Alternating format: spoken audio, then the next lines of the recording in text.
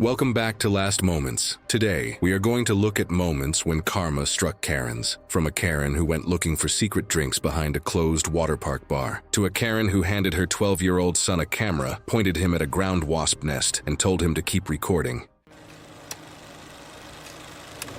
It was July 19th, 2022. By mid-morning, a small family-run water park was already crowded as temperatures climbed above 90 degrees. Several bars throughout the park were doing brisk business. That's where we meet Deborah Wiley. She was 47 years old and worked as a school administrator. People who knew her described her as loud, confident, and someone who always needed to feel like she was winning. Her friend Carol, 51, had been between jobs for a few months. The two had planned this trip after Deborah found a deal online: unlimited drink wristbands, one flat price, all day long at any bar in the park. But to be fair, that was a good deal. So I understand Deborah and Carol here. From the moment they arrived, Deborah and Carol turned their day into a competition, constantly keeping score of who had more drinks, wasted less time in line, and made the smarter bar-hopping choices. Other guests nearby would later describe the two as hard to ignore. The loud counting, the complaints about wait times, the constant planning of where to go next before the current drink was even finished. By early afternoon, they had each had close to 10 margaritas and were still moving. They had also turned down free water twice from a passing staff member. In their heads, water was a waste of the wristband. Then the swim-up bar near the wave pool shut down. A power issue had knocked out part of the park's electrical system. Signs went up. Staff directed guests to another bar about 300 feet away. Deborah and Carol refused to walk. They stood near the closed bar, visibly frustrated. Then Deborah spotted an employee-only gate built into the fence beside the wave pool. Witnesses later told park staff that the two women spent several minutes convincing each other that drinks were still being served on the other side, and workers were keeping customers out on purpose. I keep asking myself, would any of this have happened if Carol wasn't there to agree with her? I'm not sure it would have. They pushed through the gate. The corridor on the other side was narrow, dim, and smelled like motor oil. There was no bar, no drinks, just pipes, panels, and equipment running in the heat. None of that stopped them. On the other side was a narrow service corridor holding the pumps, wiring panels, and equipment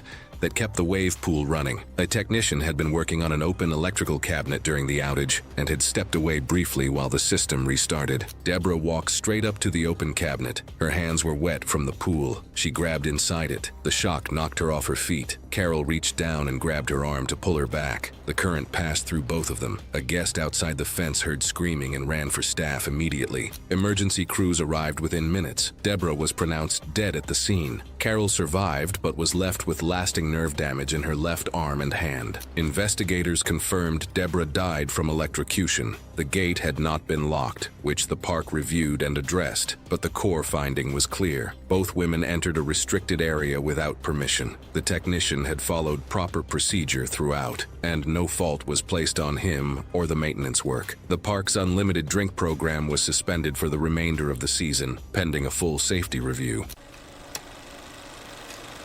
It was November 3rd, 2017, Surrey, British Columbia, Canada, an upscale retail store on one of the busier shopping streets in the city. The store had received a new full-height plate glass entrance door earlier that morning. It had been installed, cleaned, and left unmarked. From either side, it was completely transparent. Angela Whitmore was 38. She worked as a real estate consultant and carried herself in a way that made that clear in any room she entered. Appearance was not just a preference for her. It was a professional tool and a personal standard she applied to everything around her. She was known among staff at the stores she frequented as someone who expected a great deal and said so directly when those expectations were not met. Her personal assistant had resigned earlier that same day, the 10th person to leave that role in under 6 months. Each had described the same pattern. She called at odd hours, set impossible deadlines, and allowed no recovery time between tasks. When work was not completed to her satisfaction, she described the person as incompetent and unable to match her standards. She had gone through 10 assistants without adjusting her expectations once. Angela had come to the store alone that afternoon. The reason for the visit was specific. She had been informed she would be receiving a community contribution award and had decided the occasion required a new outfit. She arrived wearing a fitted two-piece suit and high stiletto heels, walked through the entrance, and went directly to the floor to begin selecting. She chose 16 items and moved to the fitting room. She informed staff that she was a VIP customer and expected priority treatment consistent with that status. and that the fitting room should be held for her exclusive use for as long as she needed it. When a staff member explained that the rooms were shared and other customers were waiting, Angela told her that she clearly did not understand who she was dealing with, and that she expected the matter to be handled appropriately. Several other customers who arrived and waited for a room to become available eventually left without being served. During the approximately 70 minutes she occupied the room, she called staff in repeatedly, left items on the floor, and when one staff member suggested she was taking longer than expected, Angela told her she would leave when she was ready and not a moment before. While trying on one of the items, a new arrival that had come into the store that same morning and was among the most expensive pieces on the floor, the garment was damaged. Staff informed Angela that she would be required to pay for it regardless of whether she chose to take it with her. Angela looked at the staff member and told her she was out of her mind. She said she had no intention of paying for something she did not want and that she found it offensive to even be asked. She demanded to see the manager. The manager confirmed the store's position. The item had been damaged while in Angela's care and payment was required. Angela told the manager she was clearly not qualified for the role she was in. She said she was a well-known figure in the community, that she was wealthy, and that people like the manager should think carefully before deciding who they wanted to make an enemy of. She told her she would be on the phone to the corporate office before she reached the car park, and that both the manager and every staff member involved would answer for how she had been treated. When the manager held her position, Angela called her a wretch, told the staff around her they were an embarrassment to the industry, and said she hoped none of them planned to stay in retail long because they clearly had no future in it. No one responded. Angela turned and walked toward the exit. The manager called after her and told her to slow down on the tiled floor in those heels. Angela did not turn around. She did not acknowledge it. She pulled out her phone and began composing a formal complaint, her eyes fixed on the screen from the moment she started moving. The stiletto heels kept her stance narrow and gave her limited margin for any sudden shift in balance. The plate glass door was directly ahead of her, fully closed, completely transparent, and lacked the visibility markings required under applicable safety standards. She did not look up. Her upper body struck the glass at walking pace. The impact stopped her forward motion abruptly and sent a brief recoil through her body. She lost balance as her weight shifted backward, likely compounded by the narrow heel base. Her hands were occupied, one holding the phone, the other gripping her bag, and neither came free in time to break the fall. She went down backward and the back of her head impacted the tiled floor. She was briefly responsive in the seconds after the fall, speaking in fragmented words to staff who reached her immediately. Her condition deteriorated rapidly. Emergency services were contacted and she was transported for medical care. Despite medical intervention, she did not survive her injuries. Angela Whitmore was pronounced dead from traumatic brain injury, resulting from intracranial bleeding caused by the fall. She was 38 years old. Post-incident findings confirmed the plate glass door lacked the visibility markings required under applicable safety standards at the time of installation. The store was cited for the compliance violation. Corrective markings were applied to all glass entry points within the store before it reopened.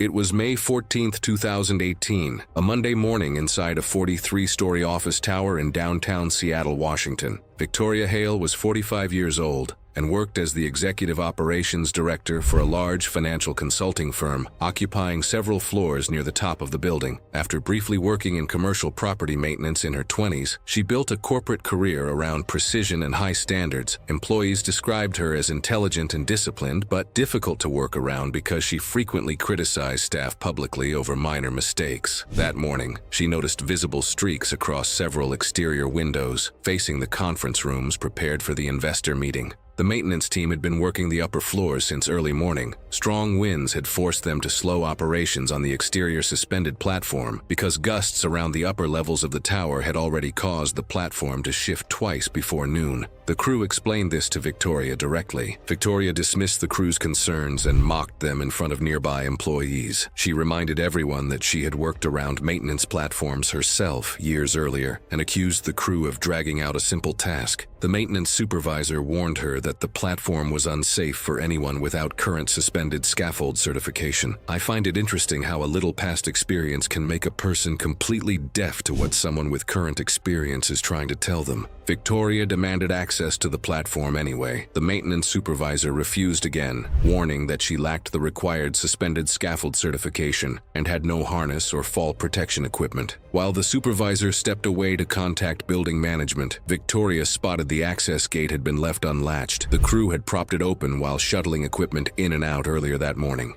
Without hesitating, she pushed through and stepped onto the suspended platform, more than 500 feet above street level, without authorization or safety equipment. Workers remained at the access controls inside, unsure whether to trigger an emergency recall of the platform with her already standing on it. The platform swayed as wind moved between the surrounding buildings. Victoria continued complaining loudly about streaks on the glass while workers watched from the access doorway. One employee told her not to lean past the side railing because gusts had already moved the platform unpredictably that morning. She barely responded. While pointing out a section of glass she claimed had been cleaned poorly, Victoria leaned outward past the railing to inspect the window more closely. A strong gust swept around the corner of the tower at almost the same moment and shifted the suspended platform sharply sideways. She lost her footing immediately. Victoria struck the railing while trying to catch herself, but the platform was still moving and the surface beneath her feet was wet. Workers inside the access area screamed. She went over the side of the railing before anyone could reach her. The fall was more than 500 feet onto the street-level plaza below. Emergency responders arrived within minutes and closed several surrounding blocks while investigators secured the exterior maintenance system. Victoria Hale was pronounced dead at the scene. The medical examiner recorded her cause of death as catastrophic polytrauma consistent with a high-elevation fall, including fatal traumatic brain injury, thoracic rupture, and massive internal hemorrhage caused by ground impact. Investigators later concluded that the maintenance crew had followed proper safety procedures throughout the morning and had warned Victoria repeatedly. No citations were issued against the maintenance company. The consulting firm's building access protocols were reviewed and updated following the incident. It was June 9, 2015, and the New Jersey Boardwalk was doing what it always does on an early summer evening. Loud, crowded, and lit up from one end to the other. The amusement pier was packed, every ride running, every queue stretched back into the midway. Jada Brackett was 52 years old, working in local real estate, a field that rewards people who never accept the first no, who treat every boundary as a starting point for negotiation, and who measure success by how often they get their way. She had built her identity around that approach, and she applied it everywhere. She was there with coworkers for a company retreat, and from the moment they arrived, she was running the show, picking rides, setting the order, deciding when the group moved. The steel looping coaster was the centerpiece of the pier. 2 vertical loops, a corkscrew, a high-speed helix, and sustained G-forces for nearly a minute. Health warnings were posted at the queue and repeated on screens. Riders with heart or vascular issues were advised not to ride. What the group didn't know was that Jada had been dealing with warning signs for weeks. Chest tightness, a pulsing sensation in her upper chest, and one episode of sharp back pain that forced her to sit down mid-conversation. A doctor had warned it could point to a developing aortic issue, and that she needed imaging. She hadn't scheduled it, telling herself it was stress. Jada had also spent the previous 20 minutes arguing with a ride attendant near the loading platform after repeatedly unbuckling and readjusting her restraint. The lead operator backed the attendant's call, requiring all riders to remain secured. The confrontation left tension, but Jada dismissed it. Even in line, she felt the pressure again, a tightness in her chest, and paused, one hand on the railing. A coworker asked if she wanted to skip. She laughed it off and stayed. After the first cycle, the train returned and riders began unloading. Jada stayed seated.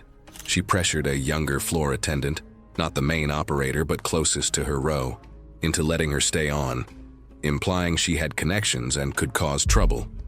The main operator was focused elsewhere, leaving the attendant alone to manage her row.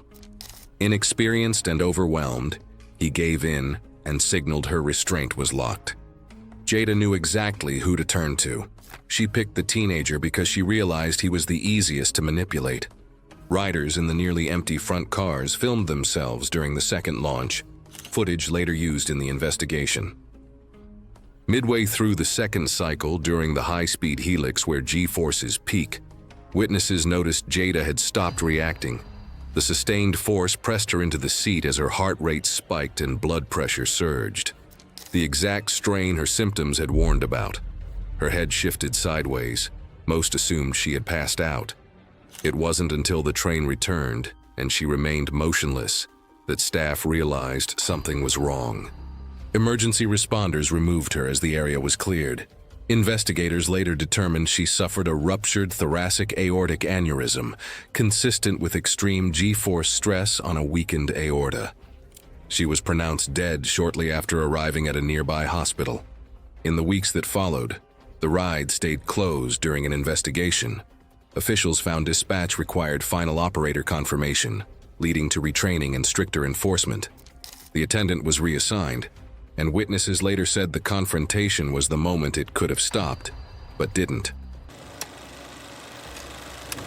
It was July 9, 2017, at an airboat tour park on the western edge of the Florida Everglades, where the water sits black and still in the afternoon heat, and the tree line dissolves into a shimmer of cypress and sawgrass. That morning had been unremarkable. By early afternoon, it wasn't. Tanya Belrose was 38 years old and worked as a sales coordinator for a luxury retail brand in Naples, Florida. People who knew her described her as sharp, funny in small doses, and constitutionally unable to accept being told what to do by anyone she considered beneath her. She had been escorted out of 2 separate animal parks in the previous 18 months for pushing past handlers during restricted demonstrations. That day, she had brought a cooler bag containing raw chicken on this particular tour. She had planned the video in advance. What I find hardest to process here is that she saw every warning sign, heard every instruction, and interpreted all of it as an obstacle rather than information. That is not recklessness in the traditional sense. It is something more deliberate, and in some ways more troubling. The afternoon tour group boarded the airboat around 2 p.m. The guide covered the wildlife viewing protocol before the vessel moved. No crossing the rope barrier near the bank. No food items near the water's edge, no leaning over the side in the marked areas. A large male alligator, estimated at 11 feet, was a frequent sighting in that stretch of shoreline. The guide was specific. He was not vague or casual about it. Tanya rolled her eyes through the entire briefing and told the tourist beside her that staff at places like this exaggerated the danger to seem important. She kept the cooler bag between her feet. The boat idled near the dock at the observation stop. The water was dark, the surface unbroken, the bank muddy and sloped where the grass gave way to open water. The area was bordered by a railed dock with a restricted access gate at the entry point, and guests were instructed to remain behind it. Tanya waited until the guide turned to point out a bird rookery in the distance, then stepped past the barrier, positioned herself near the bank's edge, raised her phone vertically with one hand, and lowered a piece of raw chicken toward the water with the other. The guide turned back and shouted at her to return behind the barrier, but she shouted at him back. He had taken 2 steps toward her when the water opened. There was no visible approach. The alligator came up fast and vertical, its jaws closing over her lower forearm near the wrist. The sound witnesses described was not what most expected, less of a splash than a concussive displacement of water, followed immediately by her scream. She pulled backward rather than releasing the chicken or collapsing her weight downward. The alligator rolled. It is a specific mechanical movement, a full rotation on the body's axis designed to disorient and destabilize prey. She lost her footing on the sloped mud and went down hard, her lower body entering the water as the animal pulled deeper. 2 staff members threw rescue poles toward the bank and shouted for the group to move back. I think about the staff in this story more than I think about most things in these videos I make. They followed every protocol correctly and still had to watch this happen. The tour guide radioed park staff immediately. A second employee called emergency services at the same moment. EMS arrived in approximately 14 minutes, delayed by the access road conditions. She was declared dead at the scene.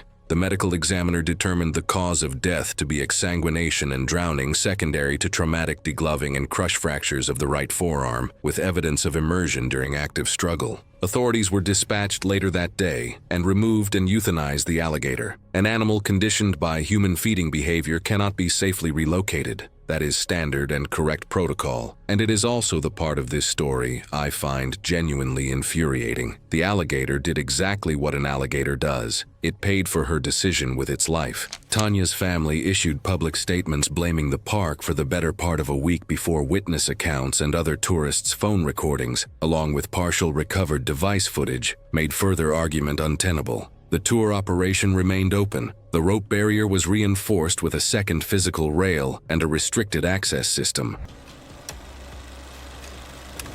It was June 9th, 2018, a Saturday at a water park in Georgia. The park was busy, and one of its most popular attractions was a fully enclosed body slide that dispatched riders at timed intervals to prevent collisions inside the chute. Hundreds of guests had already ridden it that day without incident. Rachel Camp was 43 years old and worked in property management. She was used to being the one making decisions and often became frustrated when things didn't operate on her schedule. Waiting in long lines was not something she handled particularly well.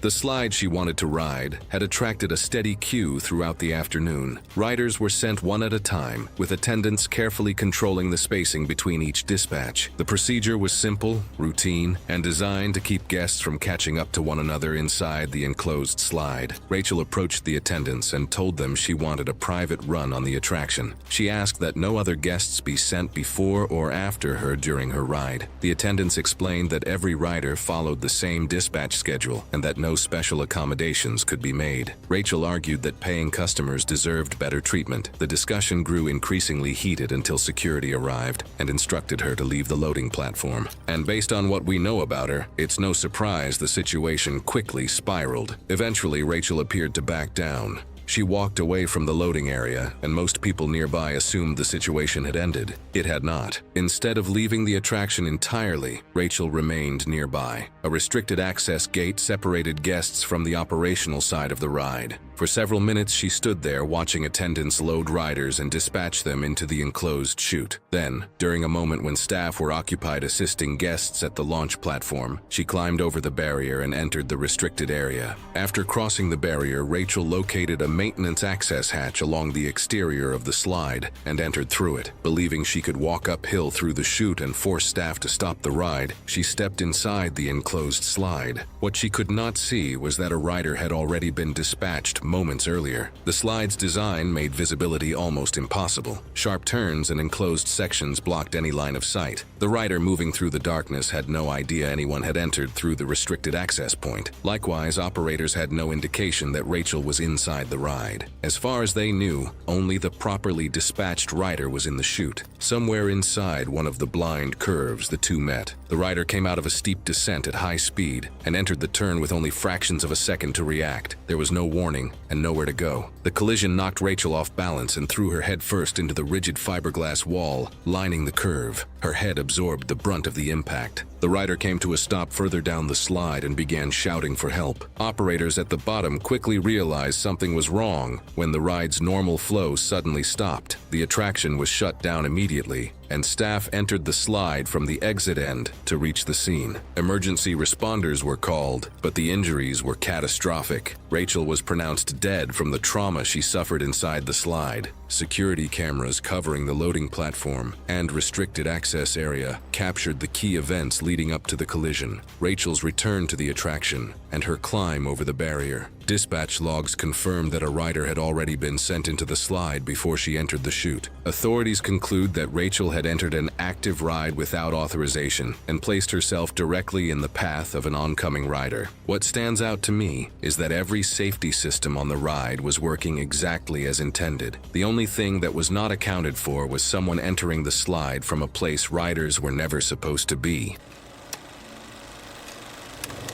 It was August 14th, 2017, Birmingham, United Kingdom. A commercial car wash on a busy road on the south side of the city. You pull in, the machine takes over, and you sit still until it is done. That is how it works. Conveyor track, high-pressure jets, brushes, and big industrial dryers bolted at the end of the bay, at the height of someone sitting inside a car. Claire Hargreaves was 42. She owned a boutique in Birmingham and had built it up over years into something she was proud of. She liked things done her way: the shop, the staff, the details. She did not like being told what to do by people she felt were below her level, and she did not hide that well. That morning she had run into a woman she used to know. The woman had married into money, and it showed. Nice car, nice clothes, easy manner. Claire left the coffee shop smiling and furious, and the mood stayed with her all day. She got to the car wash in the early afternoon. The attendant had been working there for 11 years. Before she pulled in, he told her what he told everyone. Windows all the way up. Sit still. Hands inside. Do not touch anything once the cycle starts. Claire nodded and pulled forward with her driver's side window still open. She knew it was open.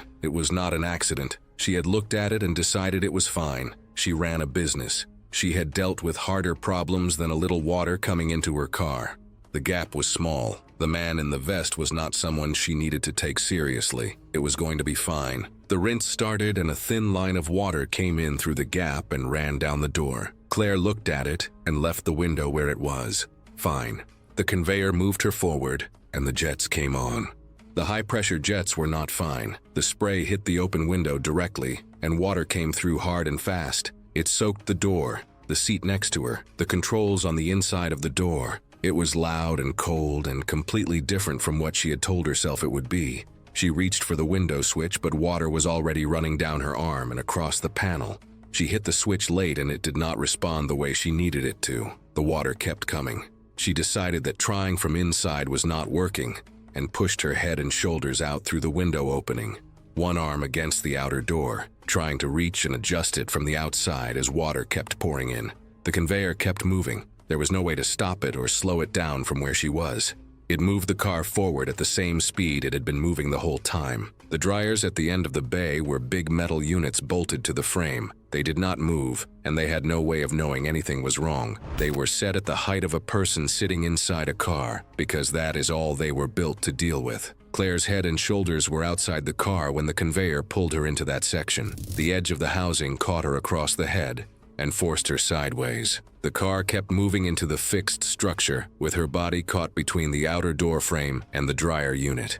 It did not stop until the automatic trigger at the end of the bay cut the conveyor. By the time the car came to rest, Claire was partially outside the vehicle and unresponsive. The attendant reached her within seconds. She was breathing but not responding to his voice. She said something fragmented that he could not make out. Emergency services were contacted immediately. She lost consciousness before paramedics arrived and did not regain it. Claire Hargreaves was pronounced dead at the scene. She was 42 years old. She died from severe head and upper body injuries from the collision with the dryer housing while her upper body was outside the car. The investigation did not take long. The window had been open against clear instructions. The machine had done exactly what it was supposed to do. Claire had pushed herself outside the vehicle while it was still moving through an active cycle, and the system had no way to know that or stop for it. After the incident, the facility added a window check to its entry process. No car would go in until a staff member had looked at every window and confirmed it was fully closed.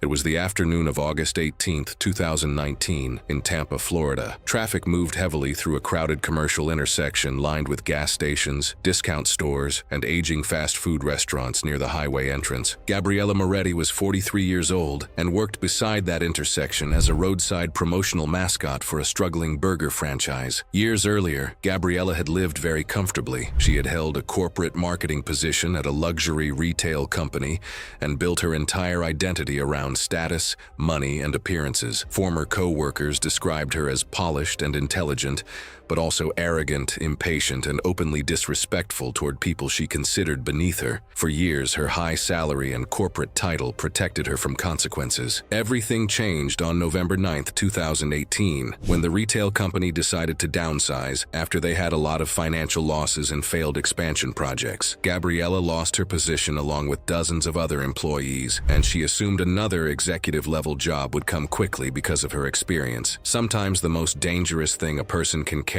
is the belief that they can be irreplaceable. I don't think she ever saw any of it coming. Instead of her expectations, interviews repeatedly failed. Over the next several years, her life steadily came apart. Her savings disappeared. Her car was repossessed. She quit several jobs, and she eventually lost her apartment. By the summer of 2019, she was living alone in a cheap extended stay motel outside the city with almost almost nothing left. Desperate for income, she accepted the only job willing to hire her immediately. She would wear a giant burger mascot costume outside the roadside restaurant and wave promotional signs at passing traffic. Gabriella hated the job from the first day. She mocked teenage co-workers, ignored instructions from shift supervisors, and became irritated whenever customers laughed at the costume. She was always visibly embarrassed whenever passing drivers recognized her standing outside in the suit. Management had repeatedly warned all workers never to step beyond the designated sidewalk area. The nearby intersection had fast-moving turning lanes and dangerous traffic patterns during rush hour. The warnings were clear and consistent. Late that afternoon, a pickup truck stopped near the restaurant entrance, and several young men began shouting jokes toward the mascot.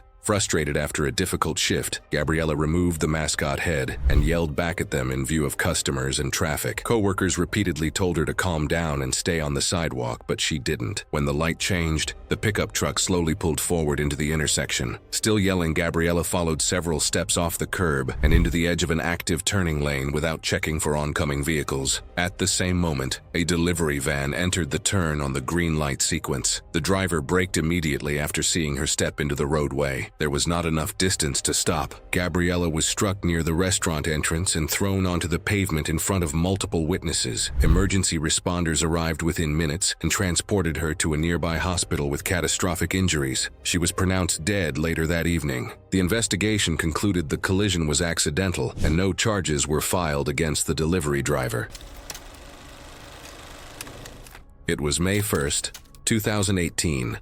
And Pigeon Forge, Tennessee was deep into spring festival season.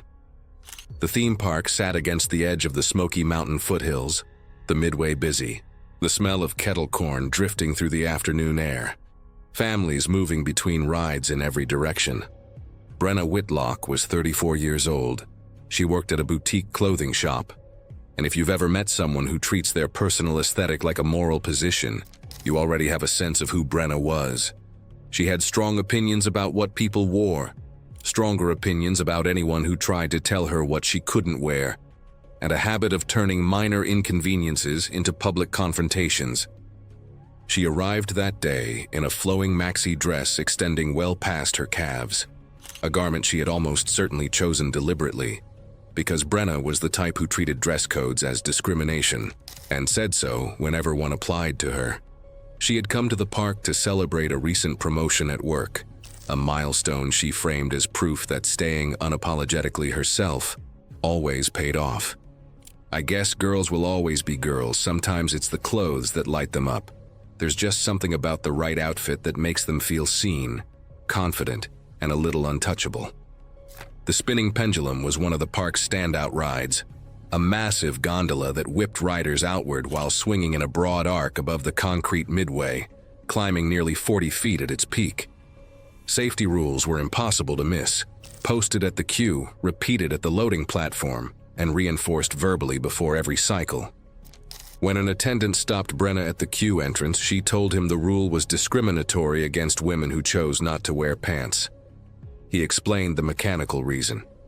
She told him the explanation was only an excuse. She put the poncho on. She walked through the gate. She sat down inside the restraint, and the moment the attendant's back was turned, she worked the poncho off and tucked the loose sections of her dress beneath her legs, just enough to pass a glance, not enough to actually secure the fabric against the mechanics of a high-speed spinning ride. Nearby riders noticed loose material hanging below the edge of her seat. Nobody flagged it in time.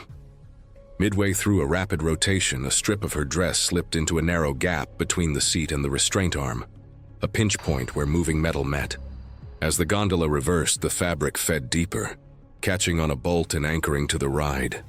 When the pendulum swung back, her body moved, but the trapped fabric didn't. The dress tightened across her lap, pulling against the harness. The opposing forces twisted her pelvis while her upper body stayed pinned, torquing her spine instead of just throwing her sideways. As the ride slowed, the tension never released. Each swing yanked her lower body toward the anchor point, slamming her leg into a divider and her torso into the restraint. What started as a snag became sustained spinal torque. Riders screamed for operators to stop. An emergency stop was triggered, but the pendulum needed several swings to slow. each worsening it. Fire crews cut away sections of fabric before removing her from the platform. She lost consciousness during transport and was pronounced dead later that evening. Investigators confirmed severe pelvic fractures, spinal trauma, and internal bleeding consistent with prolonged torsional force, combined with repeated side impact loading during the slowdown phase, rather than a single sudden break. The ride was shut down immediately following the incident and remained closed through the investigation. What I learned from Brenna's story is how pride can sometimes blind us to practical realities. Brenna believed she was standing up against unfair rules, but in the process, she overlooked the reason those rules existed.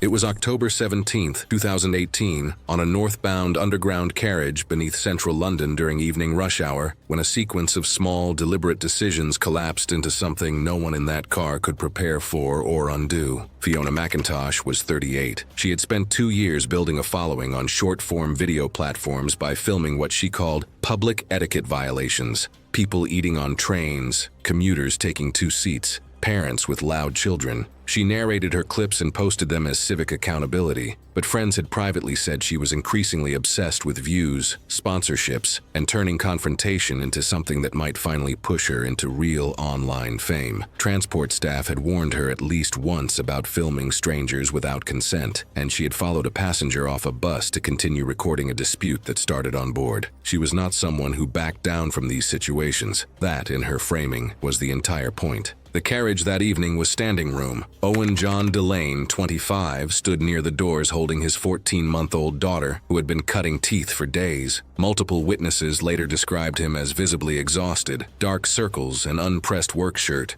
one arm looped under the child, the other gripping a ceiling strap. He had been quietly apologizing to nearby passengers since he boarded. Apparently, Fiona noticed the child crying and began filming within seconds, narrating aloud for her phone about entitled parents and shared public space. An older woman nearby told her to leave them alone. Another passenger told her sharply to back off. Fiona moved closer instead, phone raised near the man's face. What she did next isn't a gray area, no matter how she framed the work she was doing. Owen asked her quietly to stop. What followed was captured on platform CCTV and confirmed by 6 passengers in subsequent statements. Fiona reached forward, pulled the pacifier free, and dropped it onto the platform through the open train doors below. The child screamed harder. Owen stepped toward the doorway to see where it had landed. One passenger near the doors moved as if to step between them, but the warning chime had already sounded and the doors were closing. Fiona leaned forward and shoved Owen hard in the shoulder, while he was bracing himself against the door frame and holding the child tight, shouting that he was coming at her. He barely moved. At that exact moment, the train began its departure. A standard forward lurch. Fiona was already leaning with her weight forward, one arm reaching for a vertical pole to her left. Witnesses said she missed it. I think that no one in that carriage wanted this outcome, including people who had watched her the entire time and said nothing. She went sideways. One of her feet slipped into the platform gap as the carriage pulled forward, and the motion twisted her hard off balance. The gap between the carriage and the platform edge narrows to roughly 10 inches as a train pulls away. Witnesses described her lower body catching first, her torso turning sharply as she was pinned against the platform edge and dragged down out of sight. Several passengers screamed. Owen reached toward her on instinct and caught only the sleeve of her coat before it slipped free. A passenger near the opposite doors pulled the emergency alarm immediately. The driver received the alert and initiated an emergency stop, but the train had already traveled several feet past the point of her fall. 2 witnesses near the doors turned away from the gap almost immediately. Paramedics and transit police arrived in approximately 6 minutes. Fiona was found trapped in the gap between the train and the platform edge, visibly deceased. The coroner determined she had sustained fatal crush injuries. Owen gave a full statement and was not charged. Platform CCTV footage and 6 independent witness accounts confirmed the sequence without material contradiction. Service on the line was suspended for just over an hour. There are details from this that I haven't been able to set aside. The child at the center of all of it was 14 months old and had no stake in anything that happened. It was July 22, 2017, at a crowded water park in Arizona. The lazy river was packed with guests floating on tubes and family rafts through a slow-moving current. Like most lazy rivers, it relied on riders continuing to move with the flow rather than stopping in the channel. Jackie Mize, a 34-year-old, a fitness instructor, was visiting the park with co-workers when a minor disagreement began. A nearby group had been splashing water in her direction. Whether it was intentional or simply people playing around was never clear, but Jackie took offense and confronted them. Voices were raised, drawing attention from nearby guests and employees. Staff instructed everyone involved to calm down and continue moving with the current. I'll be honest, getting splashed at a water park can be annoying, but I've never understood turning something that minor into a full-blown confrontation. Unlike everyone else, Jackie refused to let it go. She stepped off her tube and stood in the middle of the channel with her feet on the concrete floor. The current flowed around her as tubes and rafts began collecting behind her. Guests had to paddle around her while others slowed down to avoid collisions. Employees repeatedly instructed her to clear the channel, but witnesses said she ignored the warnings and remained focused on the argument. What started as a dispute over a few splashes had become an obstruction in one of the busiest attractions in the park. And if you think about it, she was given multiple chances to end the situation. As Jackie remained in place, a large family raft drifted around a bend in the river. The riders had no reason to expect an adult standing motionless in the channel, and because of the curve, they did not see her until they were relatively close. Nearby guests shouted warnings, but witnesses said Jackie appeared unaware of how close it had become. By the time she noticed it, there was little opportunity to react. The raft struck her from behind, forcing her forward while her legs remained planted. Her feet slipped on the submerged concrete, and she fell forward. Witnesses said she was unable to get her hands out in time to break the fall, and her head struck the floor of the lazy river with significant force. Witnesses immediately realized something was wrong. Instead of standing back up, Jackie appeared dazed and unresponsive. Several guests reported that she made little or no attempt to recover after impact. Her body rolled beneath the surface as the current continued carrying tubes and rafts through the area. The congestion she had created made it difficult to immediately determine where she had gone under. Once lifeguards realized she had not resurfaced, they rushed to the scene. The congestion around the area delayed the rescue, and by the time she was brought to the surface, she had spent too long underwater. Despite emergency treatment, she did not survive. The official cause of death was drowning following a blunt force head injury sustained during the fall. Investigators later determined that the attraction had been operating normally and that the family raft had been moving with the current as intended. The riders had no realistic opportunity to stop or avoid the collision once they became aware of Jackie's presence. Employees had instructed her multiple times to continue moving with the flow of the attraction, and investigators found no evidence of any mechanical or operational failure. Authorities ultimately ruled the death accidental, concluding that the fatal injuries resulted from the fall, head trauma, and subsequent drowning.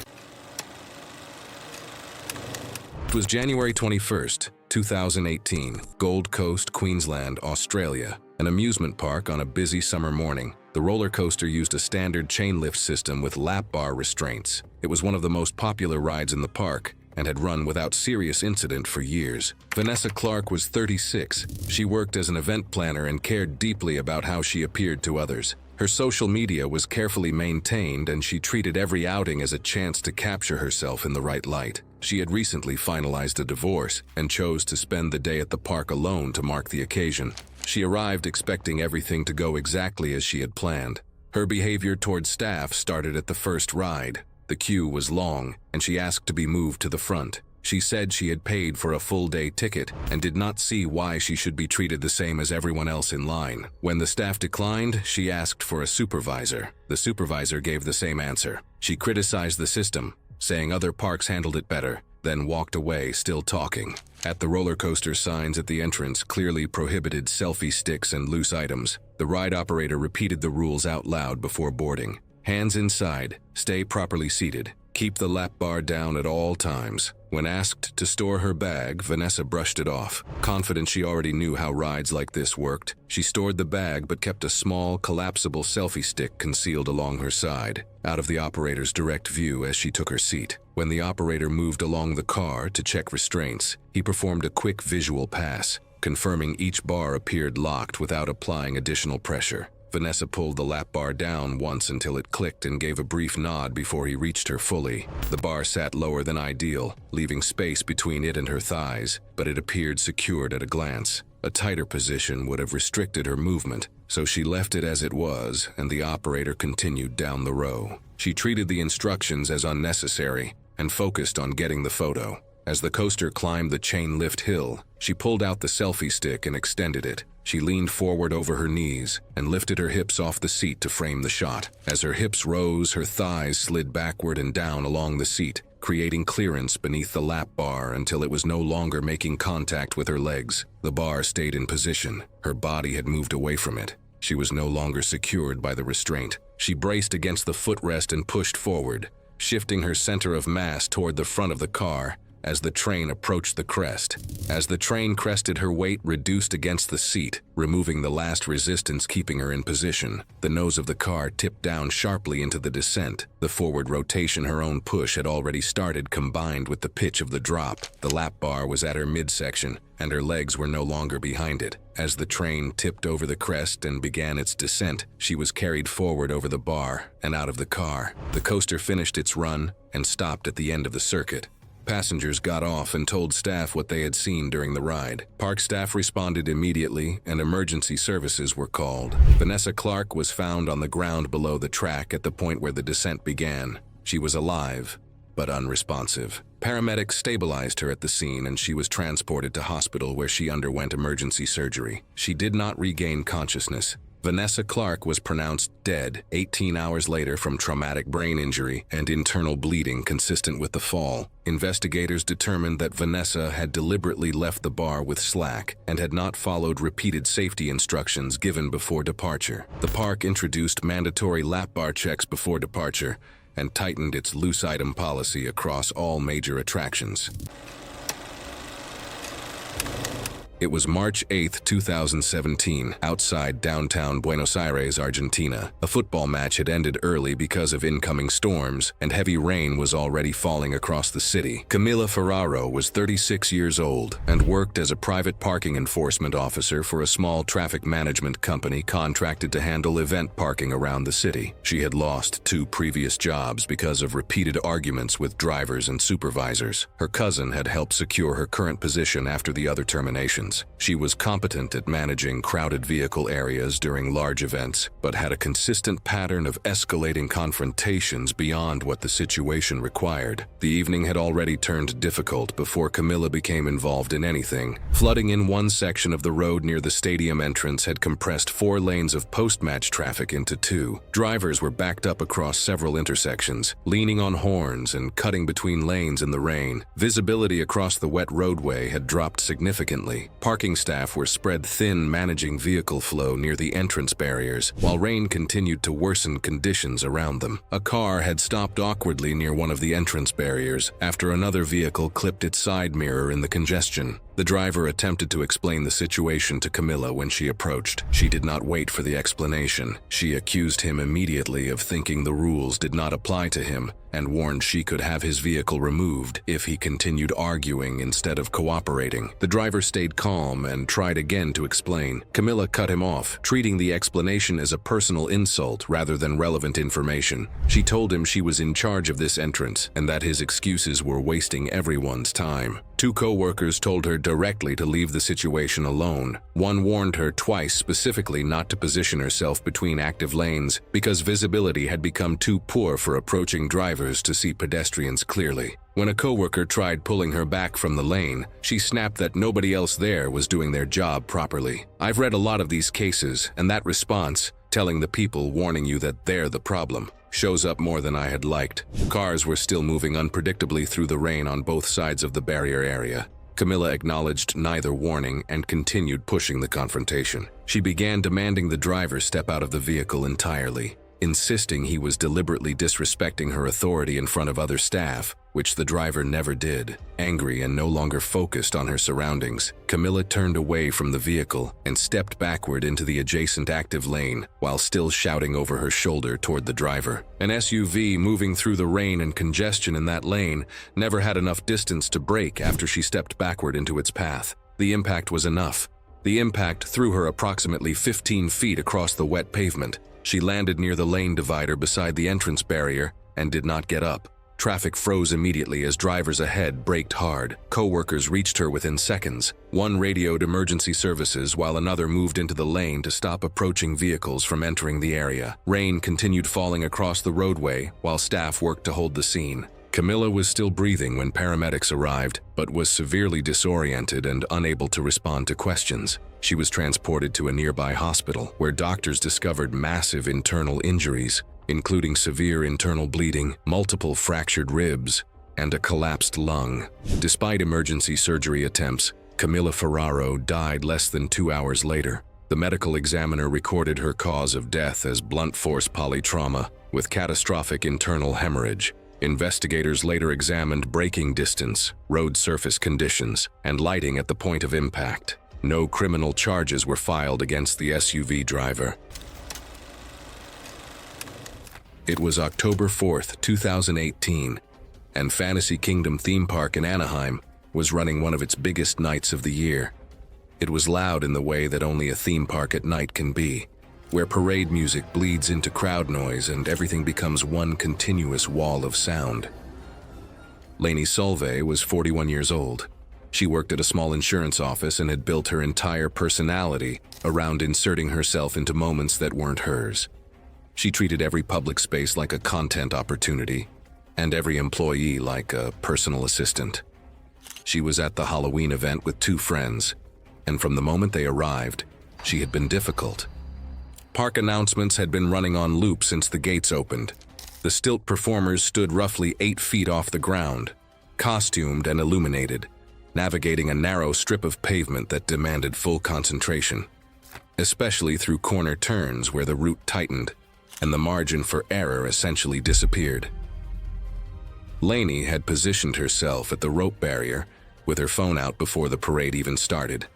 When the first wave of performers passed without stopping for her specifically, she complained loudly that the entertainers were ignoring paying guests.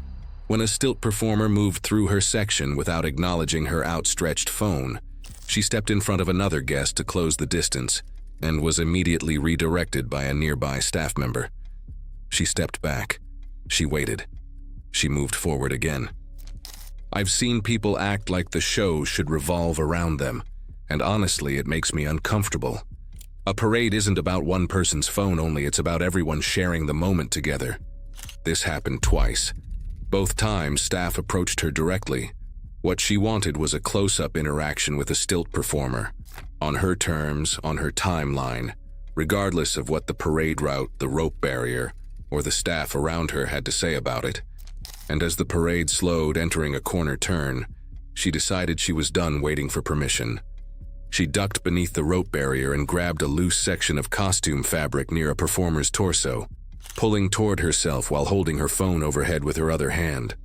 But a stilt performer standing 8 feet off the ground mid-step has almost no tolerance for unexpected lateral force. The performer twisted sideways, trying to recover balance. One stilt clipped the curb edge of the parade route, and during the fall, the metal stilt struck the side of Lainey's head. The impact knocked her straight backward onto the concrete. The back of her skull hit the pavement hard. Blood pooled beneath her head almost immediately. Staff shut down parade audio and lighting while emergency crews pushed through the crowd. The performer was pulled backstage through a service corridor, conscious but badly injured. She lost consciousness before responders reached her and was pronounced dead less than an hour later. Authorities classified the death as an accidental blunt force fatality. The parade was suspended for the rest of the night, and the park later introduced stricter physical barriers and increased staff presence along the route to prevent guests from breaching performer space. It was December 12, 2018, on the Eastern Express Highway outside Mumbai at approximately 3 a.m. when a fog-bound construction corridor became the site of something investigators struggled to fully explain for much longer. Priya Nair was 24 years old and ran a small social media page. She had built a modest following staging public scares, always chasing bigger reactions, angrier confrontations, and the kind of clips that might finally push her viral. Local vendors near her neighborhood knew her differently. She was quick to shout over minor service disputes and filmed customer-facing workers when she felt wronged, often provoking arguments on purpose because those videos pulled more views, then posted the footage with commentary. Her newest project was a roadside costume scare, a towering figure constructed from PVC pipe, spray-painted metallic gray, rigged with mounted sirens, and a portable speaker system modeled on a popular internet horror concept, Siren Head. Apparently, friends said that she chose this because startled drivers and angry workers would make better content than anything she had posted before. A construction worker stationed at the site spoke with Priya before she entered the shoulder. He told her directly, more than once, that trucks running that stretch before dawn were overloaded, moving fast, and operating in near-zero visibility. She snapped back that he was ruining her shoot, lifted her phone to record him, and loudly accused him of harassing her for content. Then she walked onto the shoulder anyway. Priya placed herself approximately 4 feet from the active travel lane, near a cluster of barriers. She activated the siren system. Workers on site later said they heard it intermittently over equipment noise, a rising and falling electronic wail that, at that distance and in that visibility, was difficult to locate directionally. The cement truck came from the north. The driver, identified in traffic reports as Rajesh Patil, was operating a fully loaded commercial vehicle within the posted construction zone limit, approximately 25 miles per hour. But in those conditions, 25 miles per hour leaves well under a second of usable perception reaction time once a hazard enters the headlight bloom, after a hazard enters the sightline. He told investigators the first thing he registered was a tall, gray, reflective shape standing near the barriers. His initial read was construction signage, a marker or flag stand. Then it moved. I think about those fractions of a second of recognition and response more than anything else in this story. Patil applied the brakes immediately. The truck produced a rapid pulsing brake response, but the vehicle had no realistic distance to meaningfully decelerate before impact under those visibility conditions. The trailer shifted slightly under load as weight transferred forward, but not in a controlled or corrective manner. Workers nearby heard the brake application first, a hard, sustained mechanical hiss and vibration, before they understood what was happening. Then the impact. Workers described a single primary collision event followed by secondary movement along the shoulder surface, though their accounts varied under low visibility stress. No one at the site described it as loud. Several described it as wrong, a sound and a sequence that did not belong in the register of normal construction noise. Several workers reached the site within seconds and saw Priya on the asphalt, blood pooling. Emergency services were called immediately by the construction crew, who also moved manually to stop oncoming traffic. Priya was transported to a regional medical center and pronounced dead in the emergency room. The medical examiner's report documented massive blunt force trauma to the thoracic cavity and pelvis, consistent with primary vehicle contact, followed by secondary ground impact. Rajesh Patil was cleared following an initial traffic investigation conclusion, pending standard procedural review. Findings confirmed visibility below functional stopping distance, and noted that the victim had positioned herself within the active travel corridor without pedestrian-grade reflective safety equipment. I've covered stories on this channel where someone did everything right and still didn't make it home. This is not one of those stories. What happened on that highway was not a miscalculation in the conventional sense.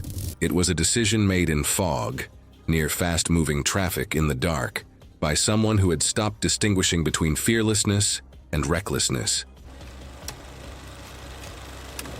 It was June 9th, 2020, at a small water park in Georgia. One of the park's most popular attractions had been closed for maintenance that afternoon. Orange barriers blocked the entrance, warning signs told guests to stay out, and employees directed visitors toward other rides. Behind the attraction sat a fenced service area containing the equipment that kept it running. The woman involved was Teresa Macy Harris. She was 45 years old and worked as a retail district manager. People who knew her described her as outspoken, stubborn, and someone who often believed she knew better than the people around her. She had come to the park with relatives and was frustrated to find her favorite attraction closed. Teresa approached employees several times, asking why guests were being denied access. Staff explained that maintenance work was underway and the attraction would reopen when it was safe. Witnesses later said she seemed convinced the closure was unnecessary. As the afternoon continued, Teresa became convinced that employees were exaggerating the situation. The more she thought about it, the more determined she became to prove she was right. "I've noticed that some people see a safety barrier and immediately assume someone is hiding something from them." Eventually, Teresa's relatives left to enjoy other attractions, but she stayed near the closed area. Employees were busy moving supplies between maintenance locations behind the attraction. Security footage later showed Teresa walking around the perimeter, looking for another way inside. A service gate had been temporarily opened while workers transported equipment. During the activity, Teresa slipped through unnoticed and entered the restricted section of the park. The fenced yard contained pipes, pumps, storage tanks, and utility buildings. Warning signs throughout the area told unauthorized people to stay out. Teresa walked toward one of the maintenance buildings, apparently believing it contained controls connected to the closed attraction. Earlier that day, workers inside had been handling pool treatment chemicals. During the process, an accidental chemical reaction released chlorine gas inside the structure. Employees immediately evacuated the building and began ventilating it, while waiting for testing to confirm it was safe to re-enter. Teresa did not know any of that. Security footage showed her approaching the doorway and stepping inside. Within moments, employees outside heard violent coughing coming from the building. Teresa quickly emerged, but appeared distressed and disoriented. Workers rushed to help her as she struggled to breathe. Emergency medical services were called immediately. Paramedics transported her to a hospital, where doctors treated her for severe lung injuries caused by the exposure. Although she initially survived, the damage led to serious respiratory complications. Over the following days, her condition worsened despite treatment. Teresa eventually died from those complications. Investigators reviewed security footage, witness statements, maintenance records, and employee reports. The evidence confirmed that barriers, warning signs, and restricted access notices had been in place throughout the area, and cameras showed Teresa entering the building without authorization. The official finding was accidental death resulting from chlorine gas exposure after unauthorized entry into a restricted maintenance building.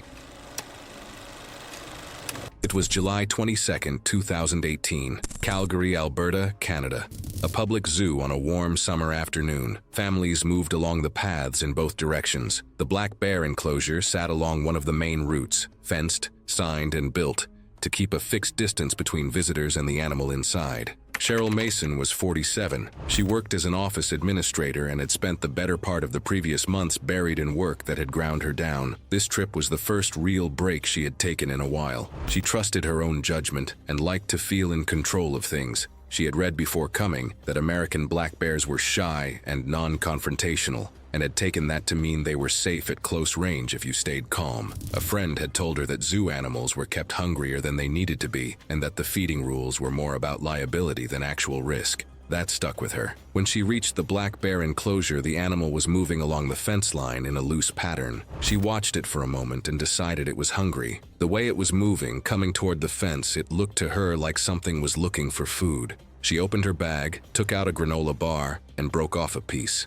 The signs on the fence were right there. No feeding, no reaching through the barrier. She had seen them and kept walking toward the fence anyway. There was a corner seam where two fence panels met at a slight angle. The gap at that point was a little wider than the rest of the enclosure. Not broken, not a safety failure, just slightly wider than the panels on either side. Wide enough. She positioned herself there, leaned forward, and pushed her hand through the gap with the piece of granola bar held out toward the bear. The bear had already been drifting toward that section of the fence as she approached, tracking the food in her hand. Two staff members saw it happen at the same time from different spots along the path. Both started moving toward her immediately. One of them called out for her to stop. Cheryl turned toward the voice with clear irritation on her face. She told him to relax, that it was just a small piece, and that the bear was clearly hungry. The staff member repeated the instruction, louder this time. Cheryl did not move her arm. She said she was not hurting anything and that they did not need to make a scene. She stayed leaned forward with her hand still through the gap while she was saying it,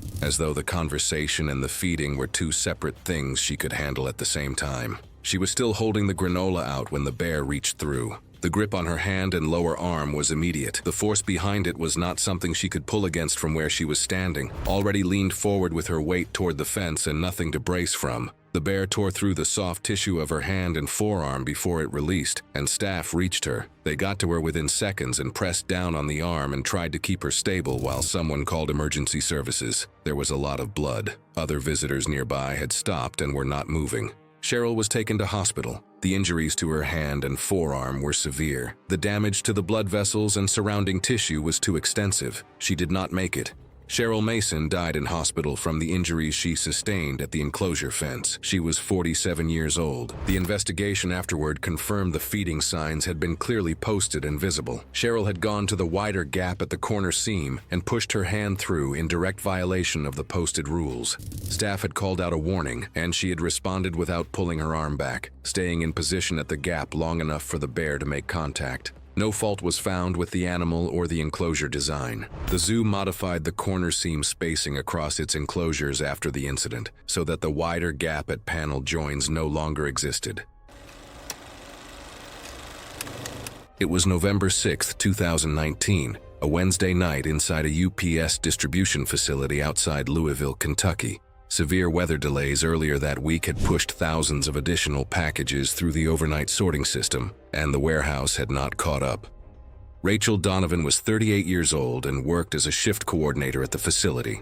A divorced mother of 3, she had moved to Kentucky 2 years earlier and worked several warehouse jobs before joining UPS and moving into a supervisory role. Management valued her for keeping production moving during difficult shifts, but many workers disliked her, and co-workers had previously raised concerns about her approach to safety procedures. The facility used tall rolling metal cages to hold oversized shipments, awaiting outbound sorting. Employees were trained not to overload the cages because uneven stacks could shift without warning, especially across uneven flooring. Workers were also instructed not to reorganize unstable overloaded cages alone, though those guidelines were often ignored during backlog periods to keep freight moving. Rachel considered most of the safety rules unnecessary. She regularly pressured employees to stack cages higher during busy nights instead of waiting for additional empty containers. Earlier that same shift, a worker had quietly flagged several cages near the rear overflow storage area as unstable because heavy packages had been stacked unevenly near the top. Rachel told the employee they were wasting time worrying about boxes and moved on. That employee had flagged those exact cages. I keep thinking about what that conversation felt like for them afterward. By around 1:30 a.m., most workers were concentrated near the outbound conveyor belts and trailer loading sections at the front of the warehouse. The rear overflow aisles were receiving far less foot traffic during the overnight rush.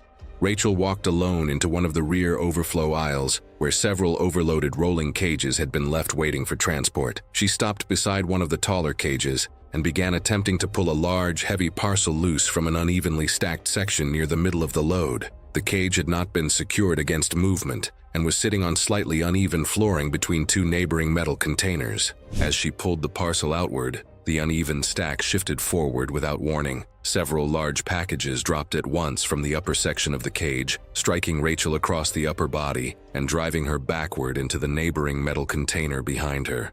The impact knocked her off her feet. More parcels collapsed into the narrow aisle as she fell, pinning her against the metal container.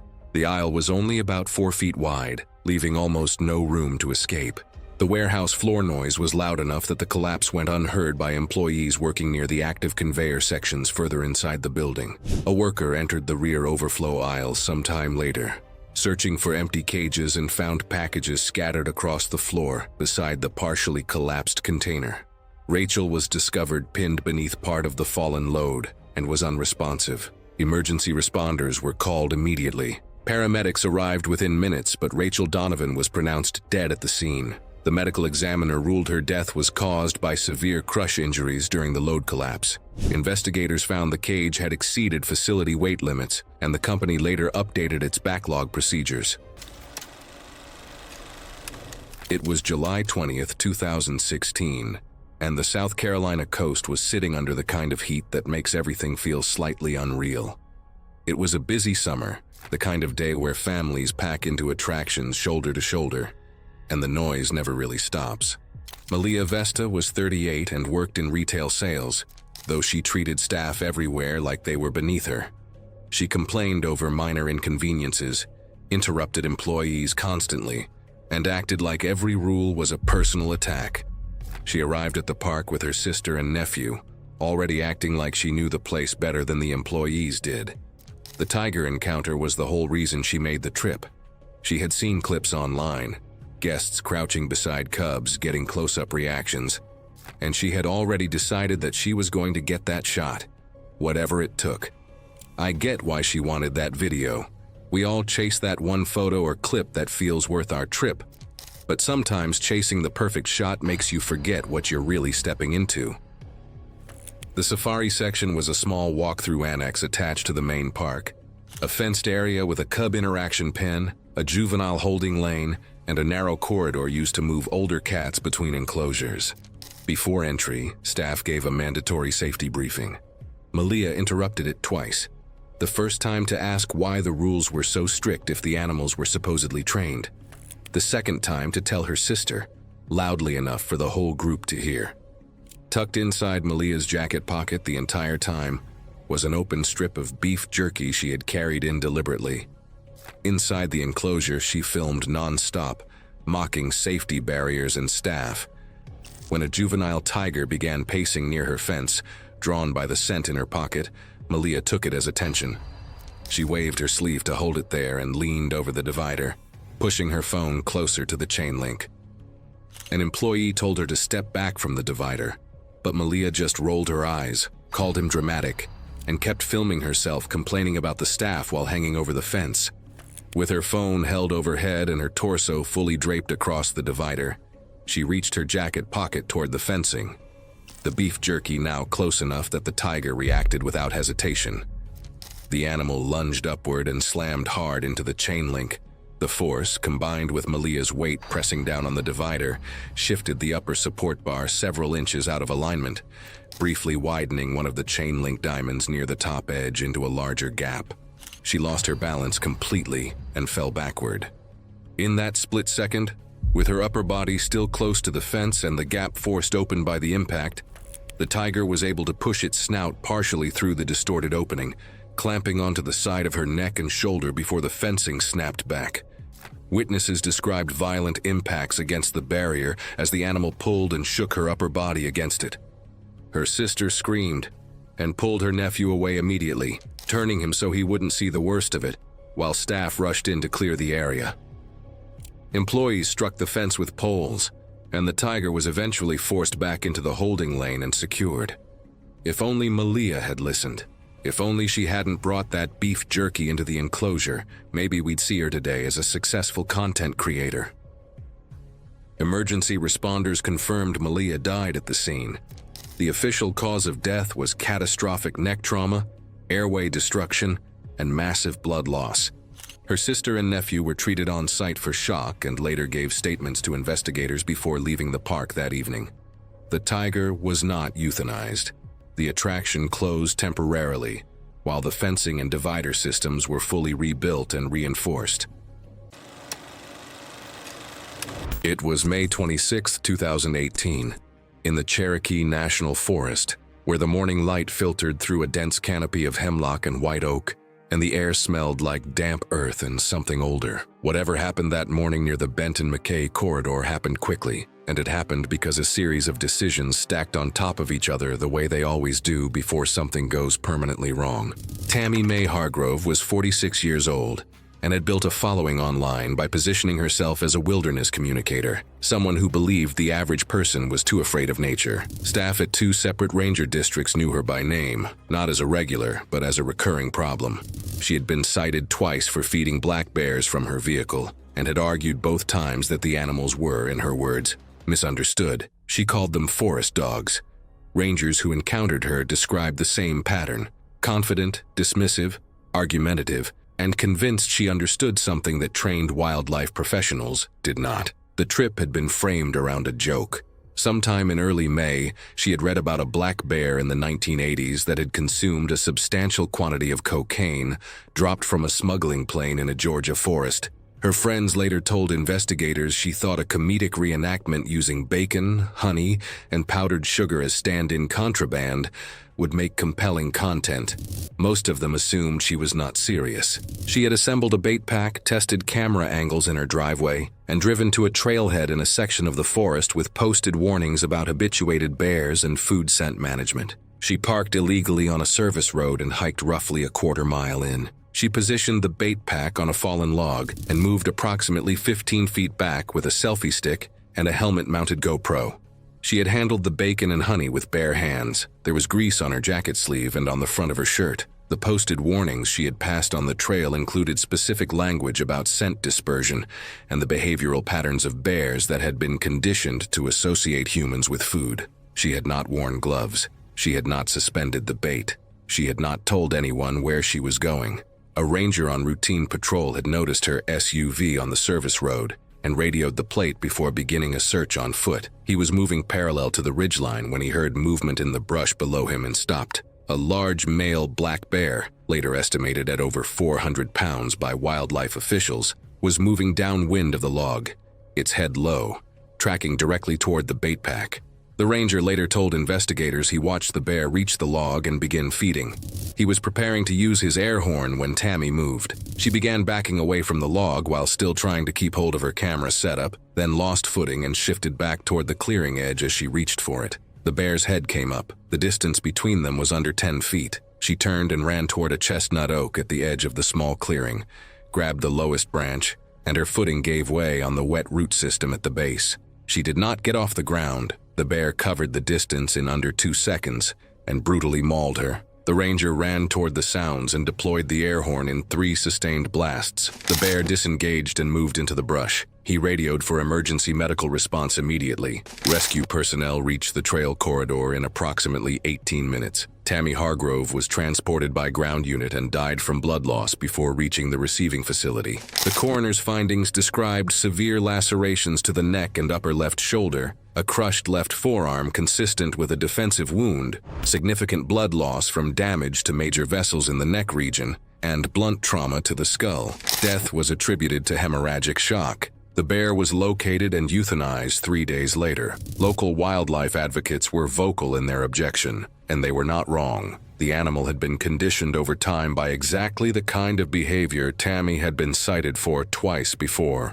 The Park Service replaced the warning signage in that corridor with larger panels that include feeding incident history by year. My honest opinion is that the bear died for something it had been trained to do by people exactly like her. That part bothers me a lot, and I think it should.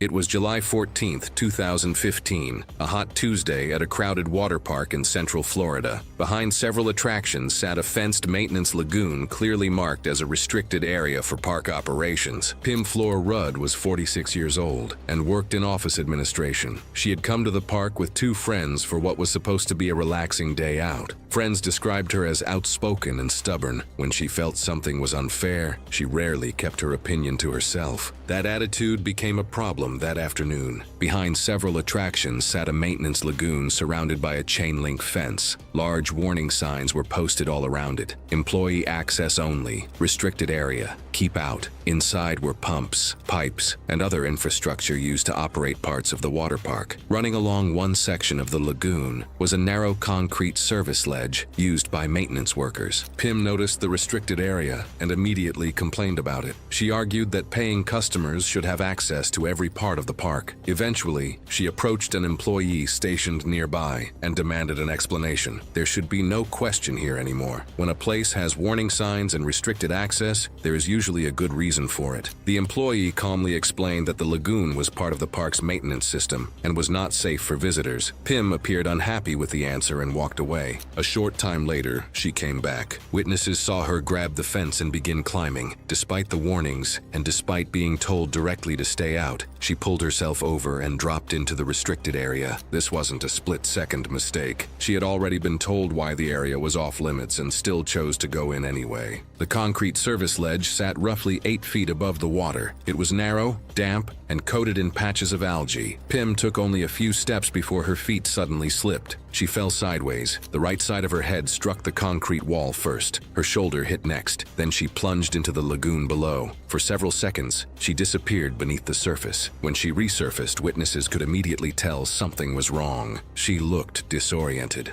As she tried to stay afloat, she repeatedly reached for the wall but seemed unable to properly use one arm. The lagoon walls were smooth concrete, with almost nothing to grab onto. Each attempt to pull herself out ended with her sliding back into the water. Guests on the other side of the fence began shouting for help. Employees responded immediately, but access to the lagoon required passing through secured service gates. For a short time, Pim remained above water before slipping beneath the surface and failing to resurface. Rescuers pulled her from the lagoon moments later, but she could not be revived. Her death was ruled an accidental drowning following injuries sustained in the fall. Security footage confirmed that Pim climbed the fence and entered the restricted area after being warned by staff. Investigators found no equipment failures or safety violations by the park. Following the incident, park management reviewed access controls around maintenance areas and added additional warning signage to discourage future trespassing. Pim ignored a restricted area because she believed the rules shouldn't apply to her.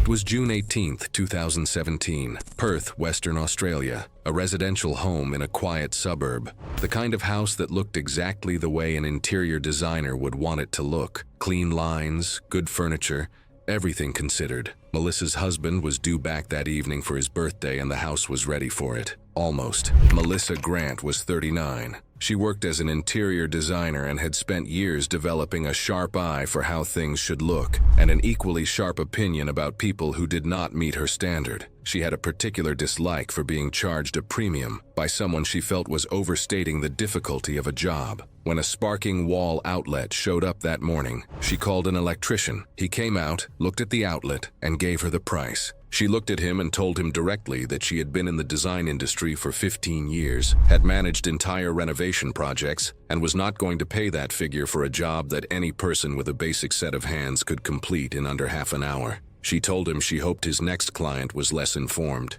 He did not argue. He picked up his bag and left. She closed the door and went to find her phone. She watched 2 videos. The first one walked through the correct process. Turn off the breaker, test the circuit, confirm no live current before touching anything. It was clear and thorough, and it made the job look like it required more steps than she had time for. The second video was shorter. The person in it went straight to the faceplate, pulled it off, and worked quickly without any of the preliminary checks. That was the version she needed. She noticed the setup in the second video was not identical to hers, but decided that was a cosmetic difference and not something that changed the fundamentals. The extra steps in the first video felt unnecessary for what she saw as a simple job. She had just sent away a qualified electrician, so she chose the second video. She did not go to the breaker box. She turned off the wall switch and moved on. She had watched someone do this without isolating the breaker, and it had looked fine. She removed the faceplate and exposed the wiring. Everything looked manageable. She worked through the steps with confidence, handling the wiring the way the second video had shown.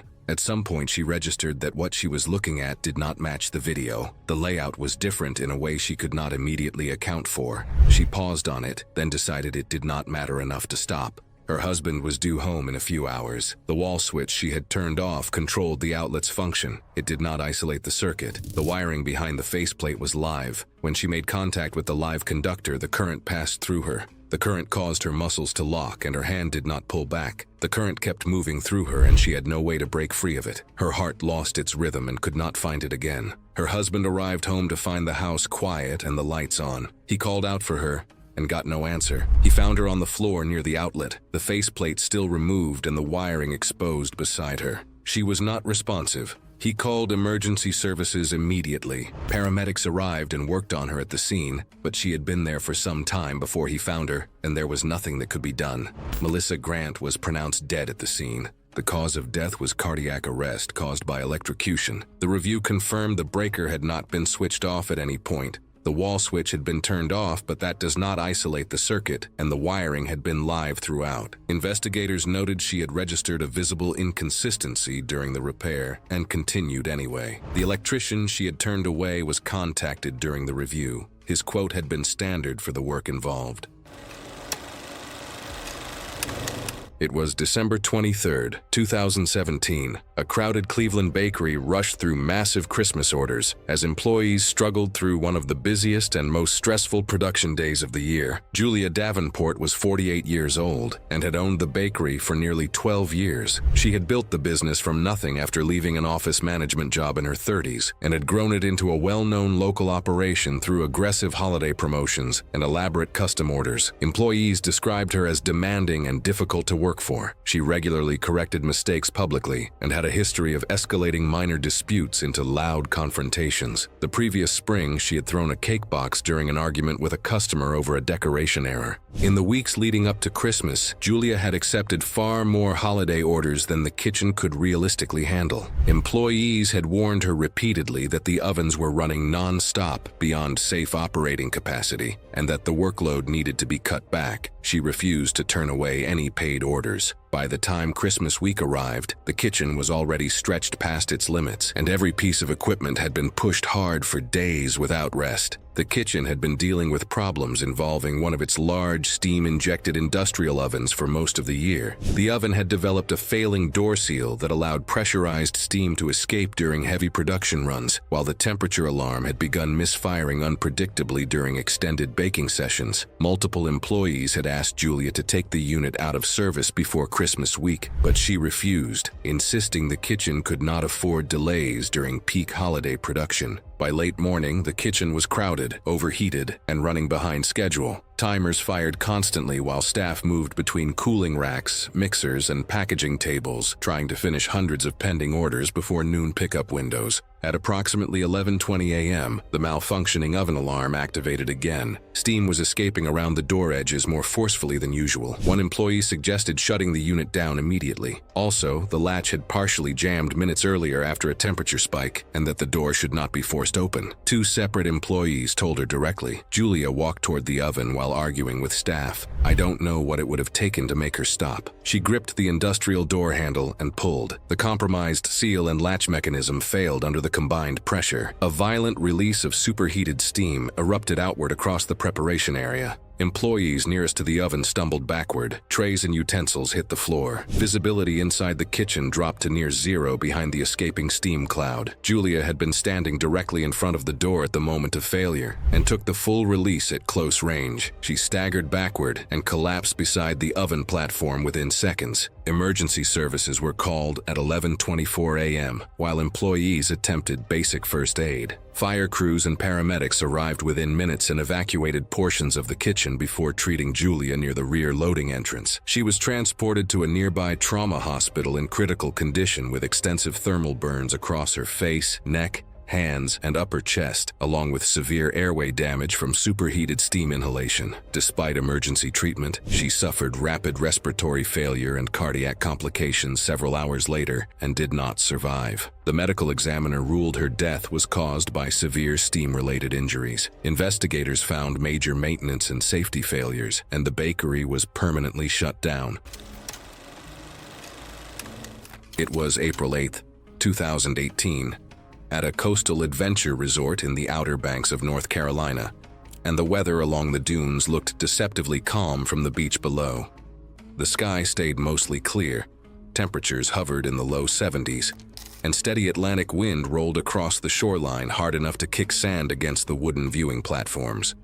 47-year-old Sheena Draffin arrived at the resort for a tandem paragliding attraction, a trip she had planned herself as a solo getaway, and a chance to finally do something bold after months of routine. She'd booked the activity days earlier after watching multiple videos, telling coworkers she wanted something that felt controlled but still impressive.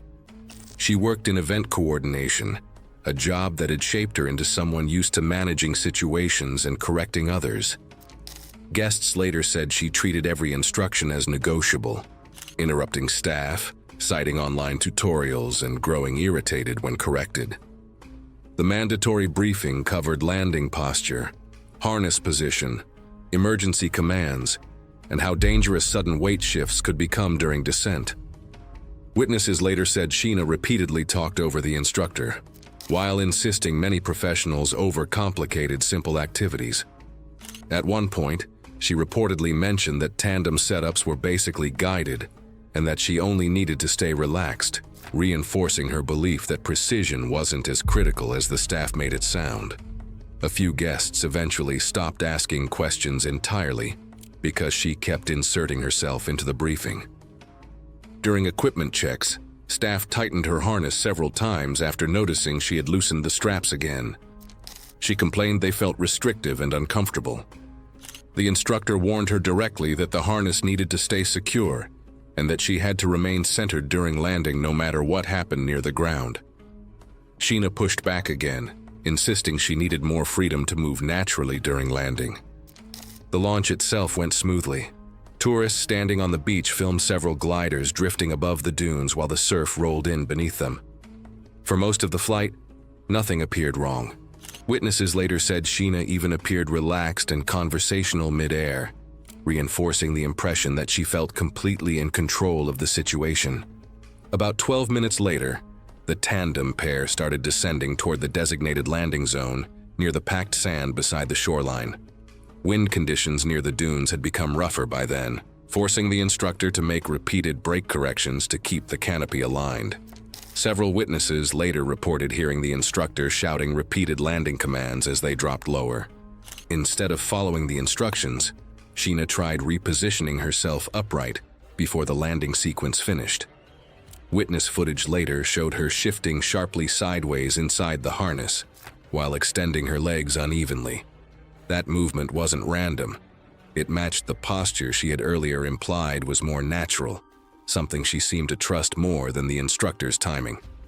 That movement happened during a correction turn, just as a strong coastal gust partially collapsed one side of the canopy. The wing twisted immediately. Beachgoers recorded the paraglider entering a rapid descending spiral roughly 80 feet above the sand. The instructor attempted emergency corrections, and the canopy partially reopened, but there was no longer enough altitude left to stabilize the descent fully. The pair slammed into packed wet sand near the surf line, hard enough for people nearby to hear the impact over the wind.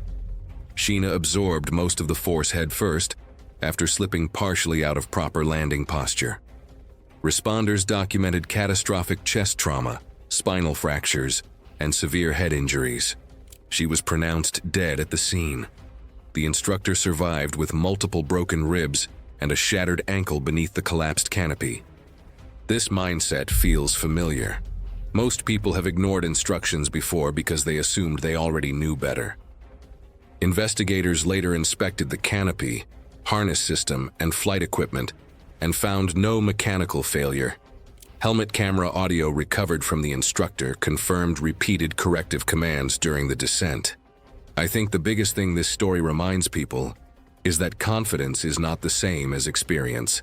In situations where safety depends on timing and trust, ignoring trained instructions for the sake of pride can close the window for survival very fast.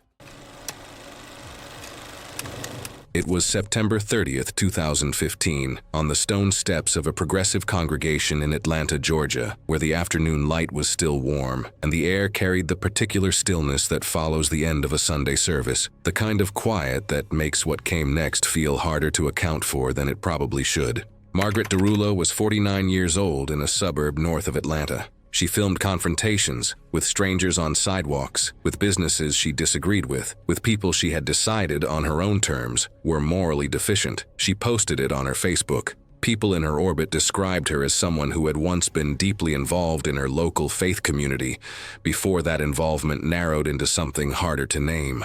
Her own son had cut contact after she broadcast details of his coming out as gay, without his permission. She did not, by any account, slow down after that. She drove to that church alone. The couple she spotted, two women leaving the service holding hands, had no prior connection to her. They were simply walking out the front doors when Margaret began filming from across the courtyard and moved toward them. Several church members standing on the steps recognized what was happening immediately and asked her to stop. She didn't. The women tried to walk away. I want to be direct here. I understand that her convictions felt real and urgent to her. that still doesn't change what she chose to do next.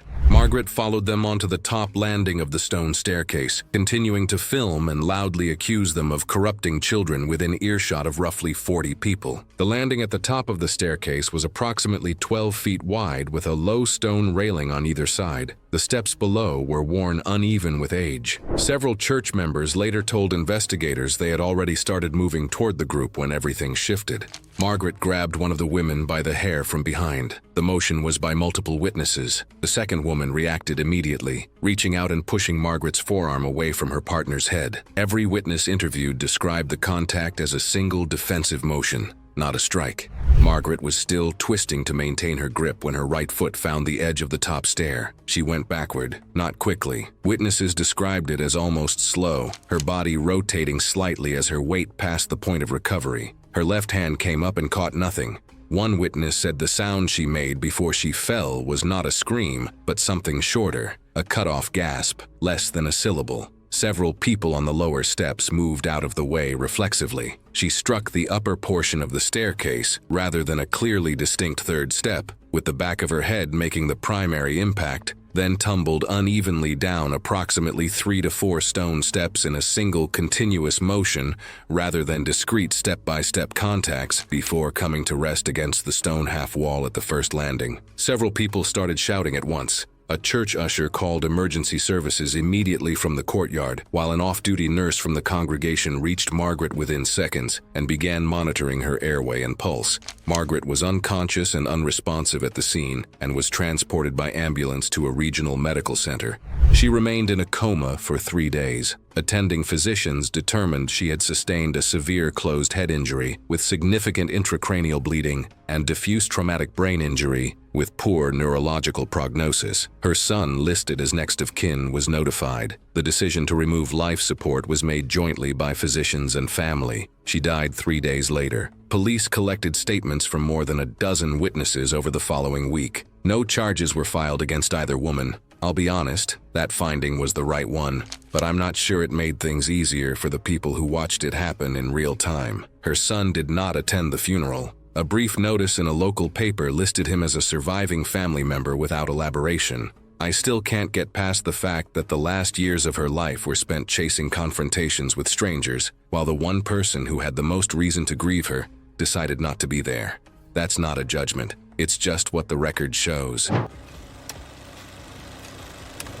It was August 11th, 2018, at a water park on the Gulf Coast. The wave pool was crowded that afternoon, and staff closely monitored what kinds of floats guests were allowed to bring into the water. That rule would end up mattering more than anything else that day. The woman at the center of it was Princess Natalie Tovey, 37 years old, an event planner, and someone who liked doing things her own way. She had come to the park to enjoy the day, but she also brought a large inflatable float from home. It was much bigger than the kinds of floats the park allowed in the wave pool. Witnesses said Natalie was outspoken and stubborn, and once staff told her the float was not approved, she took that as something to argue with instead of something to follow. Her motive was simple and clear. She believed her float was better, safer, and more comfortable than the park's rules. Lifeguards stopped her before she entered the pool and told her the inflatable was too large for that attraction. They explained that it was not approved. She did not accept that. She kept insisting the float was fine and acted like the rule did not really apply to her. Staff repeated the warning, but she went in anyway. She was warned clearly, and that should have been enough. At first, nothing dramatic happened. Natalie climbed onto the float and drifted farther from the shallow end. The pool was producing steady waves, and each one pushed guests a little deeper or a little sideways unless they corrected themselves. But Natalie's float was harder to control than the smaller approved ones around her. Because it was oversized, it turned more slowly and caught more force from each wave. People nearby later said it kept rotating sideways instead of staying straight. That became the problem. A stronger wave pushed the float toward one corner of the pool. Natalie did not get it turned back in time. The inflatable slammed into the concrete wall on its side. The impact damaged part of the float and caused one section to fold inward. Instead of bouncing cleanly away, the float bent around her and trapped her under the sagging material near the wall. Now she was in the worst place possible. The corner gave her less room to move. The wall blocked one side, and the folded float pressed her down, while the the next waves kept hitting. Each wave forced the collapsed material tighter against her and held her underwater longer. Nearby guests noticed something was wrong, and lifeguards rushed in. And that's what makes this whole thing so frustrating. It started with one rule she refused to follow. Rescuers reached the corner quickly, but the float itself made the rescue harder. It was big, heavy with water, and awkward to pull free while the waves were still moving it. Staff had to drag the inflatable away from the wall before they could fully get to Natalie. By the time they removed her from under it, she had been underwater too long. Emergency aid started right away, but she did not survive. Investigators reviewed witness statements, staff reports, and the conditions in the wave pool. Multiple witnesses confirmed that lifeguards had warned Natalie before she entered with the oversized inflatable. Investigators found no evidence of a mechanical malfunction or defect in the wave pool. The official cause of death was ruled drowning after she became trapped beneath her inflatable in the wave pool. The attraction was temporarily closed during the investigation and later reopened after authorities determined the facility was operating as intended. The park subsequently reviewed and reinforced its policies regarding oversized inflatables in the wave pool. It was July 13, 2019, a Saturday evening during an intense summer heat wave outside Chicago, Illinois. Two nearby salons had closed earlier that day after their air conditioning failed, sending a surge of walk-in customers into the hair studio. By evening, every chair was occupied, and staff were struggling to keep up. Lauren Cassidy was 34 years old and worked as the salon's senior color specialist. She was skilled enough that wealthy clients booked appointments with her weeks in advance. The salon depended heavily on her, and Lauren knew it. She openly favored customers who arrived wearing designer clothing or expensive accessories and pushed everyone else toward junior stylists without apology. Co-workers had complained about her behavior repeatedly over the years. Management absorbed every complaint quietly because Lauren generated too much revenue to discipline seriously. The salon floor had been deteriorating throughout the day. Hair clippings, water, and conditioner had accumulated across the tile near the shampoo and rinse stations throughout the afternoon rush. Employees had warned each other repeatedly to move carefully around the wash area. Earlier that afternoon, one assistant had nearly fallen while carrying towels after sliding near the sinks. Around 5:30 p.m., an older woman in inexpensive clothes approached the front desk and asked whether Lauren could fit her in for a quick color treatment before an anniversary dinner. Lauren looked at her briefly and told reception to give her to somebody else because she was too busy for discount jobs. The woman heard the comment directly. An argument started near the reception counter while clients nearby turned to watch. Finally, she decided to do it. She grabbed the nearest rolling color cart and shoved it hard across the salon floor toward another styling station while continuing to complain. The cart was fully loaded with bleach containers, spray bottles, mixing bowls, and metal styling tools. Several employees told her immediately to slow down because the area near the wash stations had become wet again after a rinse appointment minutes earlier. Lauren ignored them and kept pushing. As the cart rounded the corner near the shampoo area, one wheel skidded through a patch of water mixed with loose conditioner on the tile. A second wheel caught briefly against uneven grout between tiles. The cart twisted sideways and jerked hard against her grip. Lauren's momentum carried her backward across the wet floor before she could correct her footing. The cart overturned beside her as bottles and metal tools crashed loudly across the tile. I want to be honest. She didn't slip on someone else's problem. She pushed a fully loaded cart straight into it. What came next was inevitable. She fell backward and struck the rear of her head directly against the hard stone corner of a nearby styling counter. The impact was forceful and immediate. She collapsed onto the floor and did not get up. Then an employee screamed for someone to call emergency services. Paramedics arrived and transported Lauren to a nearby hospital. She did not regain consciousness. Lauren Cassidy died later that evening. The medical examiner recorded her cause of death as acute epidural hemorrhage following blunt head trauma. The studio was closed that evening, pending investigation, and received citations. It did not reopen under the same ownership.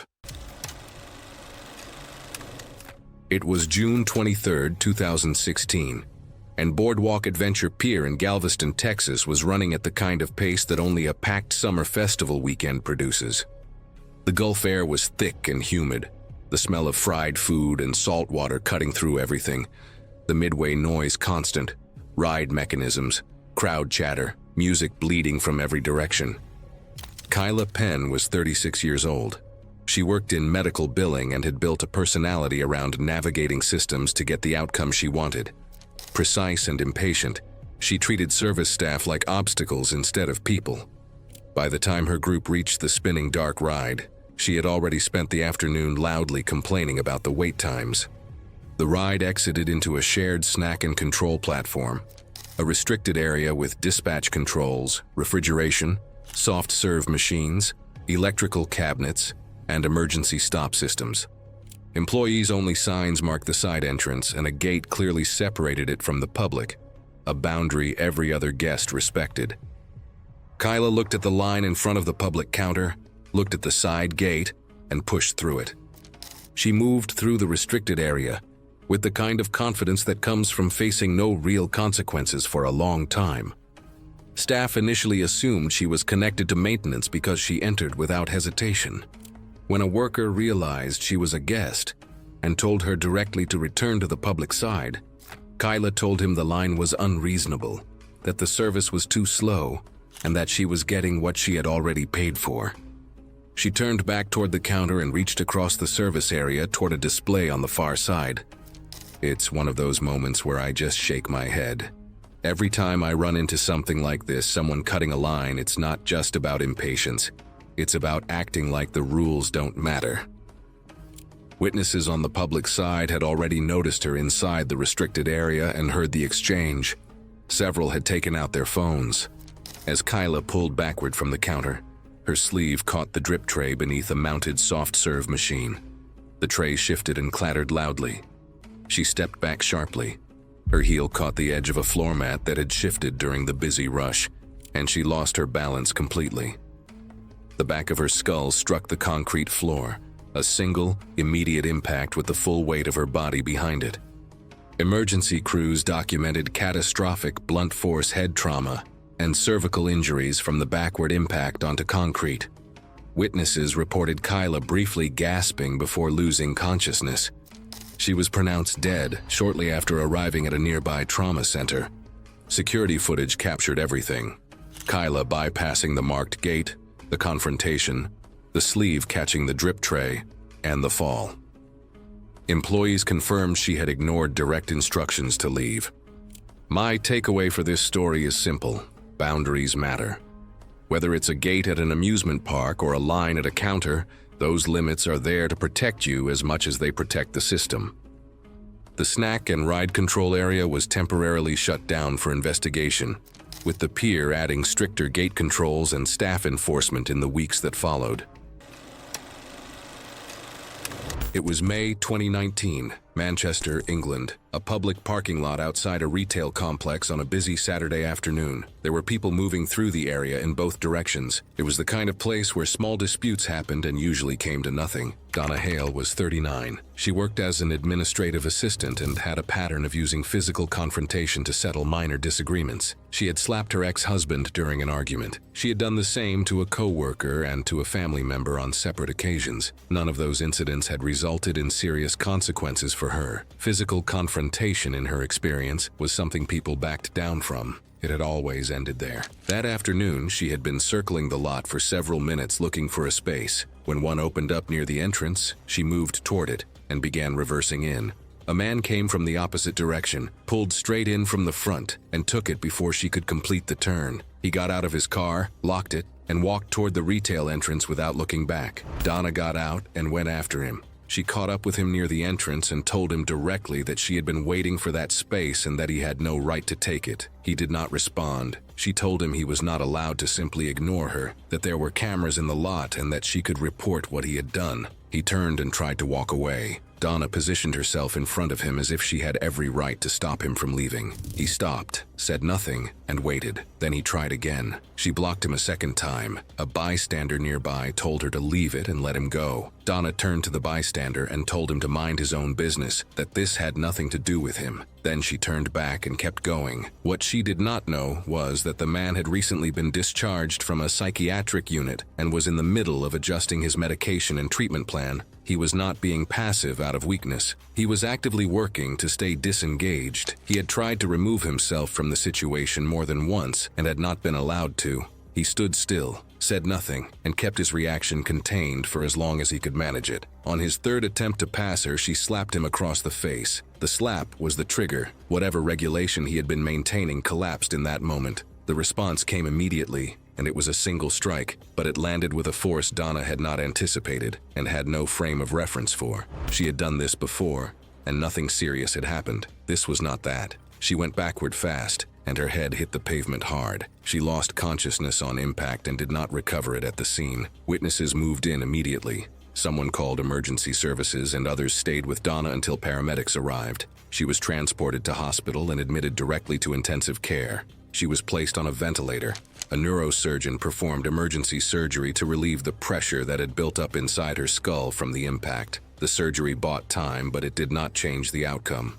Donna did not respond in the days that followed. She remained in a coma. Her family stayed with her. She did not regain consciousness. Donna Hale died from a traumatic brain injury caused by the fall. She was 39 years old. The man remained at the scene after the incident. He did not attempt to leave. He was taken into custody and later charged. Court proceedings included a full psychiatric evaluation. Medical evidence presented during the trial established that his capacity for self-regulation had been significantly compromised at the time of the incident as a direct result of his psychiatric condition and the disruption to his ongoing treatment. The jury accepted the evidence. The charge was reduced to manslaughter. He was not sentenced to a custodial term. A hospital order was imposed requiring him to remain under psychiatric supervision and continue treatment.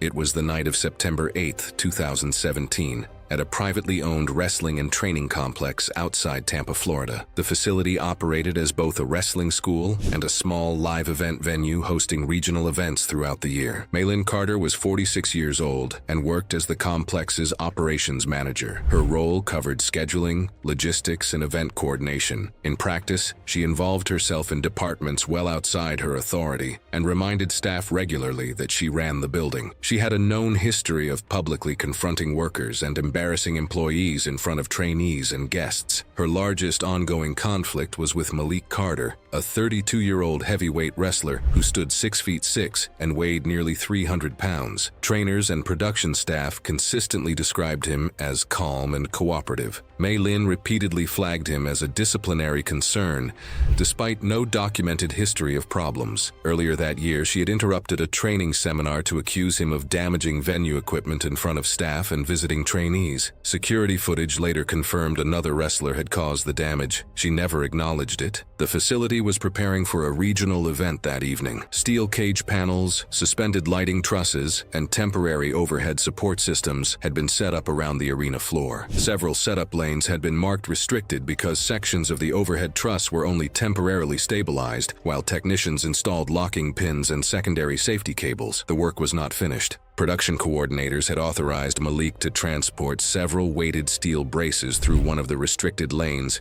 using a heavy rolling equipment cart. Multiple staff members were aware of the authorization. Maylin spotted him entering the restricted area and confronted him immediately in front of nearby crew and trainees. Production staff explained the transport had been cleared. She kept moving toward the restricted zone anyway. Several workers warned her not to enter because rigging crews were still adjusting suspended lighting structures overhead and loose cables ran across sections of the unfinished floor. Malik told her to step back. She grabbed the cart herself and shoved it forward beneath the unfinished truss. She didn't ignore one warning. She ignored everyone in that room. I've read a lot of these cases. What happens next is what they never saw coming. One of the wheels rolled over a loose floor cable and jerked sharply sideways. Several heavy steel braces shifted inside the cart, and one slammed into a temporary stabilization support holding the suspended truss assembly overhead. The impact jolted the partially suspended structure. Workers heard loud metallic cracking as sections of the truss shifted unevenly above the arena floor. Crew members shouted to clear the lane. Malik pulled two trainees back seconds before debris crashed onto the concrete beside them. Part of the lighting truss collapsed directly where Maylin was standing. Heavy rigging and mounted equipment struck her and pinned her beneath the debris near the ring platform. Venue paramedics reached her within minutes. Firefighters cut apart collapsed rigging sections to free her. She was transported by ambulance to a nearby trauma center in critical condition and died several hours later. The medical examiner recorded her cause of death as severe crush injuries and hemorrhagic shock resulting from the collapse of overhead rigging equipment. Investigators concluded the fatal collapse occurred after unauthorized entry into an active restricted rigging zone during ongoing overhead assembly work. The truss had not yet been fully secured at the time of the incident. The facility suspended live event operations while safety procedures and restricted area protocols were reviewed.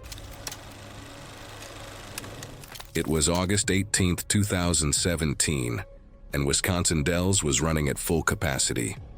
The indoor water park attached to River Canyon Adventure Park was the kind of place that gets loud by mid-morning and doesn't quiet down until closing time. Toni Garrick was 42 and worked in home goods retail, which seemed to convince her she never had to listen to customer service workers again. She treated rules like suggestions, argued over everything, and believed being loud long enough would make her right. She had pushed for the trip herself, a late summer family outing before her oldest son went back to school. By the time her family reached the raft ride, she had already complained about the lines. Honestly, I get Toni's point. I also hate waiting in lines. It is exhausting. The circular raft ride enforced a strict 600-pound combined rider limit. It was on overhead signs, digital monitors printed on the rafts, and repeated verbally by every attendant before loading. The reason was structural. Overloaded rafts sat too low entering the high current sections, and the channels were not built to handle that displacement.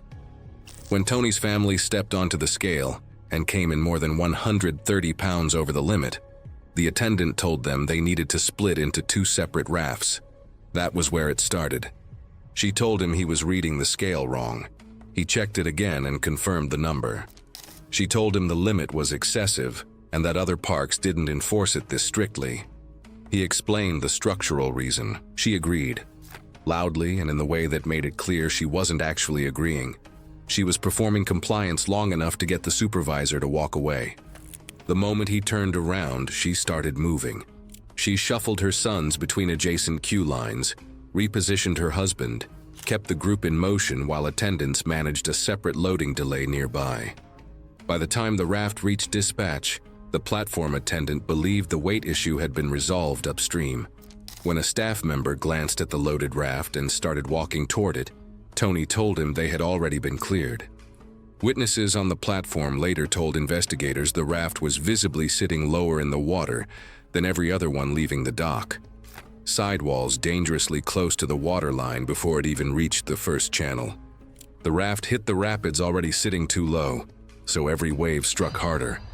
At the first break, it tilted toward Toni's side, her son slid into her, and the weight shift forced water over the edge. The raft slammed into the guide wall and flipped in the narrow channel.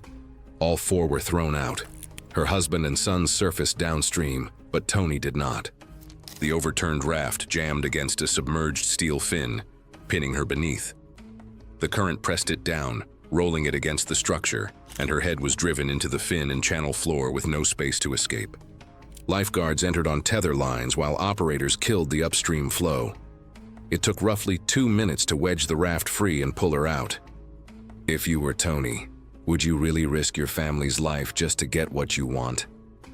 Paramedics performed CPR on the unloading platform before transporting her to a nearby hospital. She was pronounced dead shortly after arrival. Investigators confirmed severe blunt force head injuries from repeated underwater impacts against the submerged guide structure, compounded by drowning-related injuries. The ride was shut down for inspection and operational review, with stricter load enforcement procedures put in place. Her family survived the incident, but they were left to deal with the kind of loss that doesn't really settle, one that started with a line, a rule, and a decision to ignore both. It was February 3, 2018, in a suburban backyard on the southern fringe of Brisbane, Australia, on a morning that started warm and ordinary, the kind of late summer Sunday that should have ended with sunscreen on forearms and a barbecue going by early afternoon. It didn't. Crystal Vane was 41, a school fundraising volunteer known well enough in her neighborhood to be either the first person you'd call for a bake sale or the last one you'd want at a block meeting. She ran a small local outrage page online built around complaints, public call-outs, and videos of businesses, neighbors, or council workers she felt were failing basic responsibilities. She seemed to have learned that outrage traveled faster than jokes, and being difficult got more views than being funny. The local council knew her by name and dreaded her calls. Previous complaints had ended with shouting matches in offices, one parking lot shoving incident, and a warning from staff to keep interactions documented. A neighbor had flagged the ground nest near the garden shed 2 weeks earlier, described it as aggressive, warned her to keep Liam away. Crystal had reported it to local council services twice and complained that nothing had been done. After what she described to friends as another dismissive call from the useless idiots at council, she decided she would film the problem herself and post it publicly, hoping to go viral and force the authorities to respond. The plan, as she laid it out that morning, was to spray the nest opening on camera and show just how dangerous it was. She positioned him roughly 30 feet back near the back fence, far enough that she believed he'd stay clear of whatever happened, close enough to capture it. She told him to keep recording no matter what. He was 12. The backyard was green and overgrown near the shed line.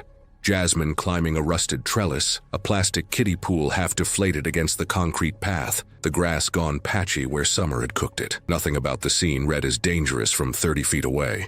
The nest entrance was a thumb-width hole at the base of the shed's concrete footer, easy to miss unless you knew to look. The colony beneath it, investigators later estimated, was likely in the range of several hundred to a few thousand wasps, rather than a single fixed number. She approached to within arm's length and directed the spray nozzle downward at the opening. The canister discharged for approximately 2 seconds before the first wasps broke the surface.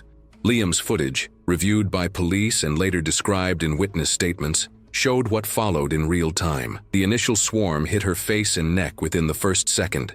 She recoiled backward and inhaled a sharp, audible pull of breath, and the screaming that followed lasted only a few seconds before it changed character entirely, becoming something lower and more labored. She began clawing at her throat with both hands. Liam, from 30 feet away, was already calling her name. She stumbled back along the concrete path, her balance gone, the swarm dense enough around her head that her face was only intermittently visible through the moving cluster of wasps rather than fully obscured at all times. Her left heel caught the soft folded rim of the deflated kiddie pool, and she went down sideways, her right temple and shoulder striking the concrete path at the edge of the pool. The impact was audible on the recording. The wasps did not disperse. A neighbor in the adjacent yard heard the screaming change pitch and came over the fence within roughly 2 minutes. He described finding Liam frozen near the back fence, still holding the phone up.